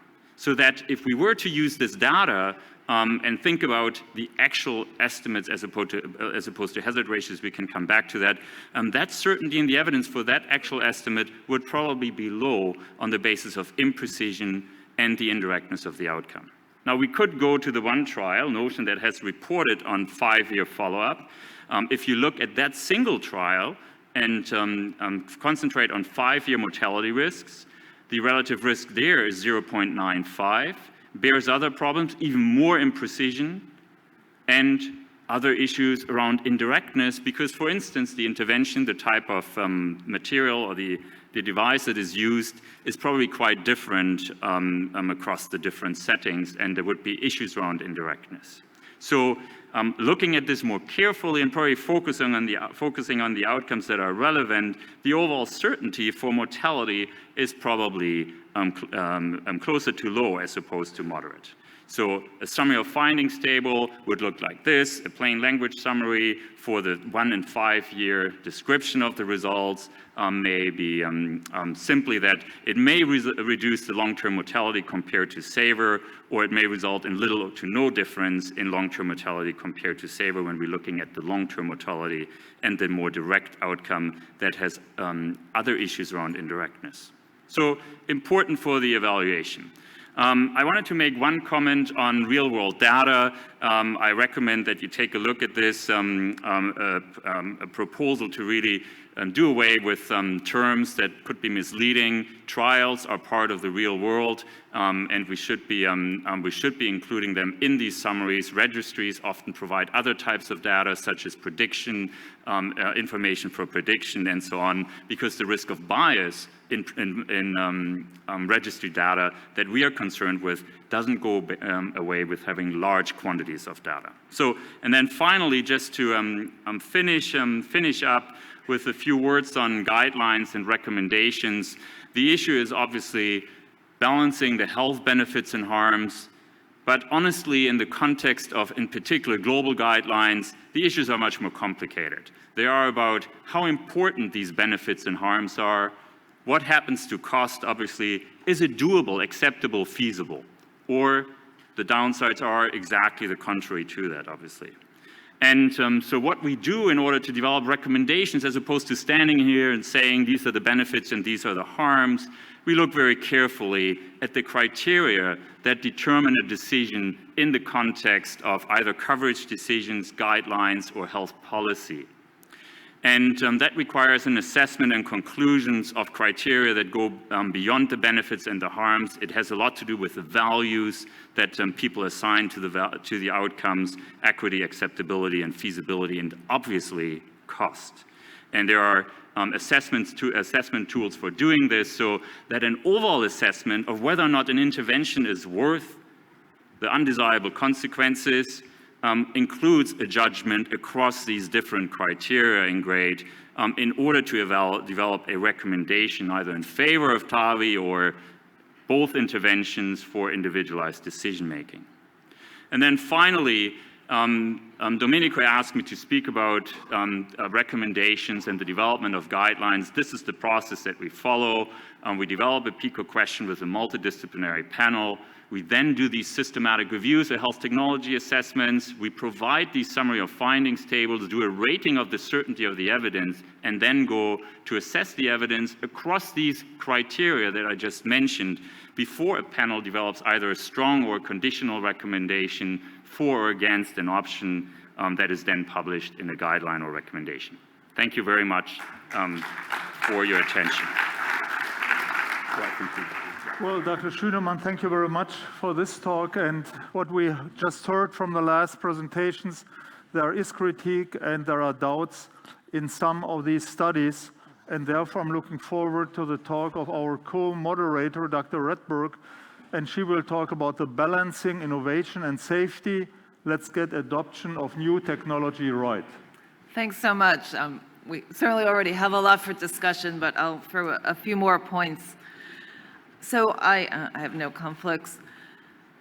I first started looking at adoption of devices about a little more than 10 years ago with some colleagues at UCSF. And obviously, as a cardiologist, I was using devices every day in my practice and had assumed there was a high quality of evidence. And we just decided to look at high-risk cardiovascular devices and look at the quality of the evidence in the trials that supported pre-market approval of these devices. And this study was published in JAMA in 2009. And what we found was actually quite surprising to me, which was basically that it was the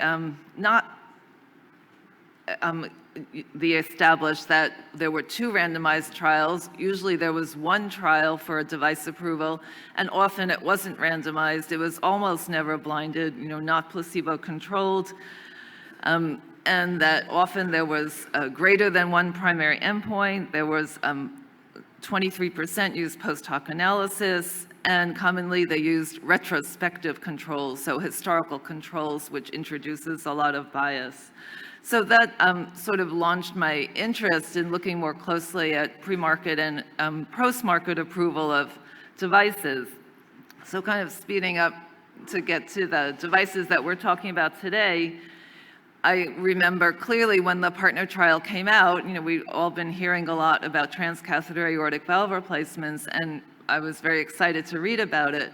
However, when I got to the line in the methods that stated that 84% of people in the control group got balloon valvuloplasty, which was considered, that was the standard of care group, I really fell off my chair because we had stopped at UCSF and across the world, I thought, doing balloon valvuloplasty at least 10, 15 years ago. And just to double check, I talked to our cath lab people. I said, are you still doing balloon valvuloplasty for aortic valves? They said, nope, we stopped because of the strokes, the mortality.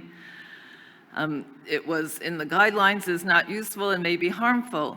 And I talked to the investigators and they said, it wasn't a blinded trial. When people got randomized, everyone was very excited if they got randomized into TAVR, and if they got randomized to nothing, which was standard of care, that wasn't so good. And so in well-intentioned, they offered this procedure, balloon valvuloplasty.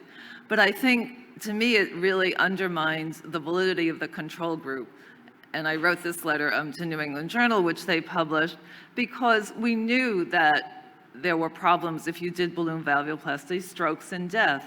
And so if you're, really before TAVR, if someone was inoperable, we left them alone, and it seemed that people were doing better because medical treatment is always getting better and standards of care are getting better.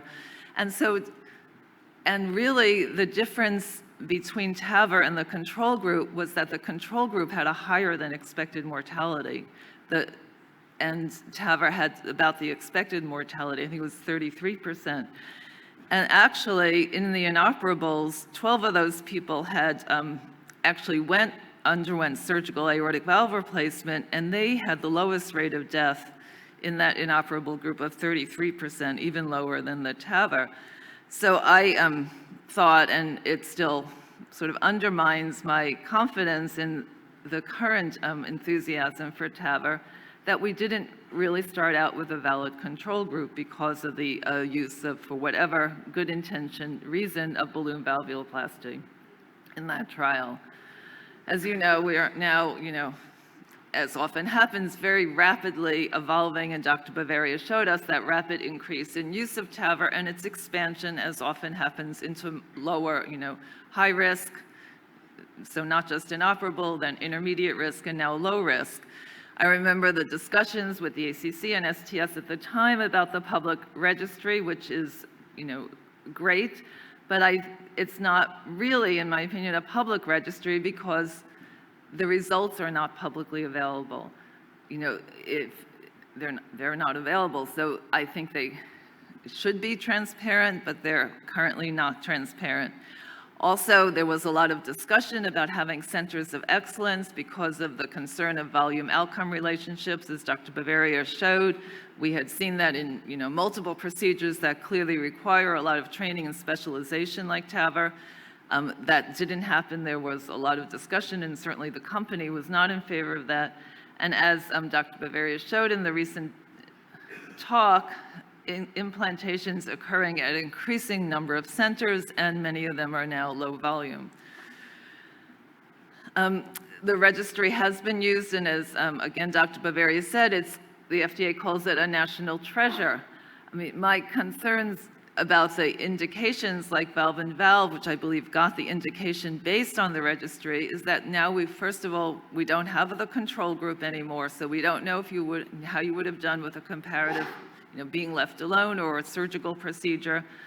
Also, in particular, I think it raises new issues because if you're getting the indication from the registry, it means that we're doing it off-label before you get the indication. It's being covered and patients are signing clinical consents, all of which I think sort of raises issues because it seems that it's more in the investigational category if it's not the FDA label indication at the time that the data is being gathered in the registry. And then there are the issues of conflict of interest. And, as we know, and this is back now in 2004, there were issues with live streaming of the valve at the TCT conference, which was run by the Marty Leone and his colleagues, who were or currently at Columbia, or some of them. But there was a fatality, and at that time it came, I think that was in 2004, it came out 2 years later that he was going to receive milestone payments. He had a deal with a manufacturer that if sales went up, and there's always a lot of buzz at these conferences, particularly about these live demonstrations, that he would get additional payments based on the increase in sales, in addition to the $6.9 million he'd already gotten from Edwards Life Sciences for sale of the valve to Edwards. When he was asked by reporters whether he thought that suggested a conflict, that he was a prominent figure at the conference and this valve was being featured and he had payments tied to the increase in sales that could occur, he said absolutely not, and that the question bordered on being offensive. And then he went on to state that he was extremely sensitive to potential conflicts of interest. However, 3 years later, in 2009, Senators Grassley and Cole wrote to Columbia to question an $8 million discrepancy between the amount reported by the companies and the amounts reported by Dr. Leone in the 5 prior years. And there were many examples of very large amounts that had been failure to disclose. Just a few of them were what was reported and what is on this slide. So again, I think the issue of conflict of interest and financial ties by the investigators and the company in the study and the data that's being presented really clouds the high quality of the science and what we and introduces bias. So what have we learned? To me, you know, when I started my cardiology fellowship in the 80s, we were just starting to do angioplasty, and we were very excited. Everyone said it was going to replace surgery.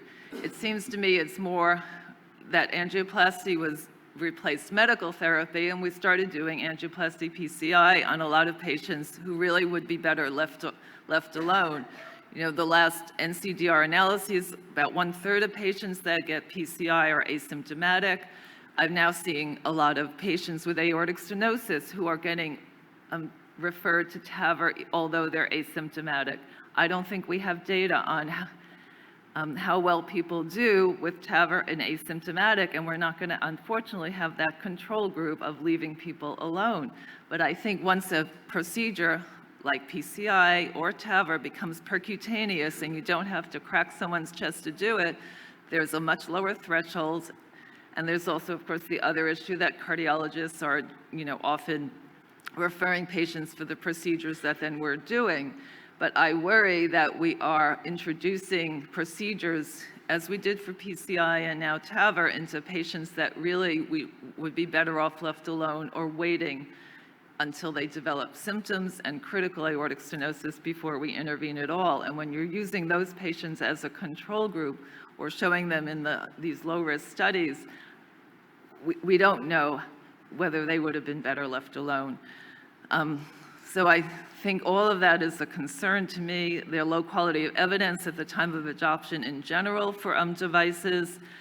And, you know, once the device is on the market, there's a lot of buzz. As I said, it's a lot easier. And then, you know, essentially, I think of, you know, the terrible negative reaction that Orbita had, which was the first placebo-controlled trial of PCI, and I think a lot of that was because we now have, you know, an entire generation of interventional cardiologists who have spent the last 30 years doing a procedure that now, you know, there was at least good questions raised on whether it has any benefit on symptoms, and we've already established not the benefit on MI and stroke. So I just think these are things we need to consider before we get so excited. We all want innovative devices, but I think we have to gather the evidence and do the introduction responsibly.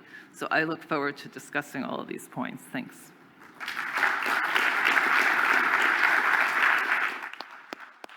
Well, thank you very much, Dr. Rothberg, for this interesting talk. And unfortunately, we are already far away over time, but nevertheless, I think what this session has shown to us that the studies which we are relying on, are definitely open for discussion, that we do need longer follow-ups.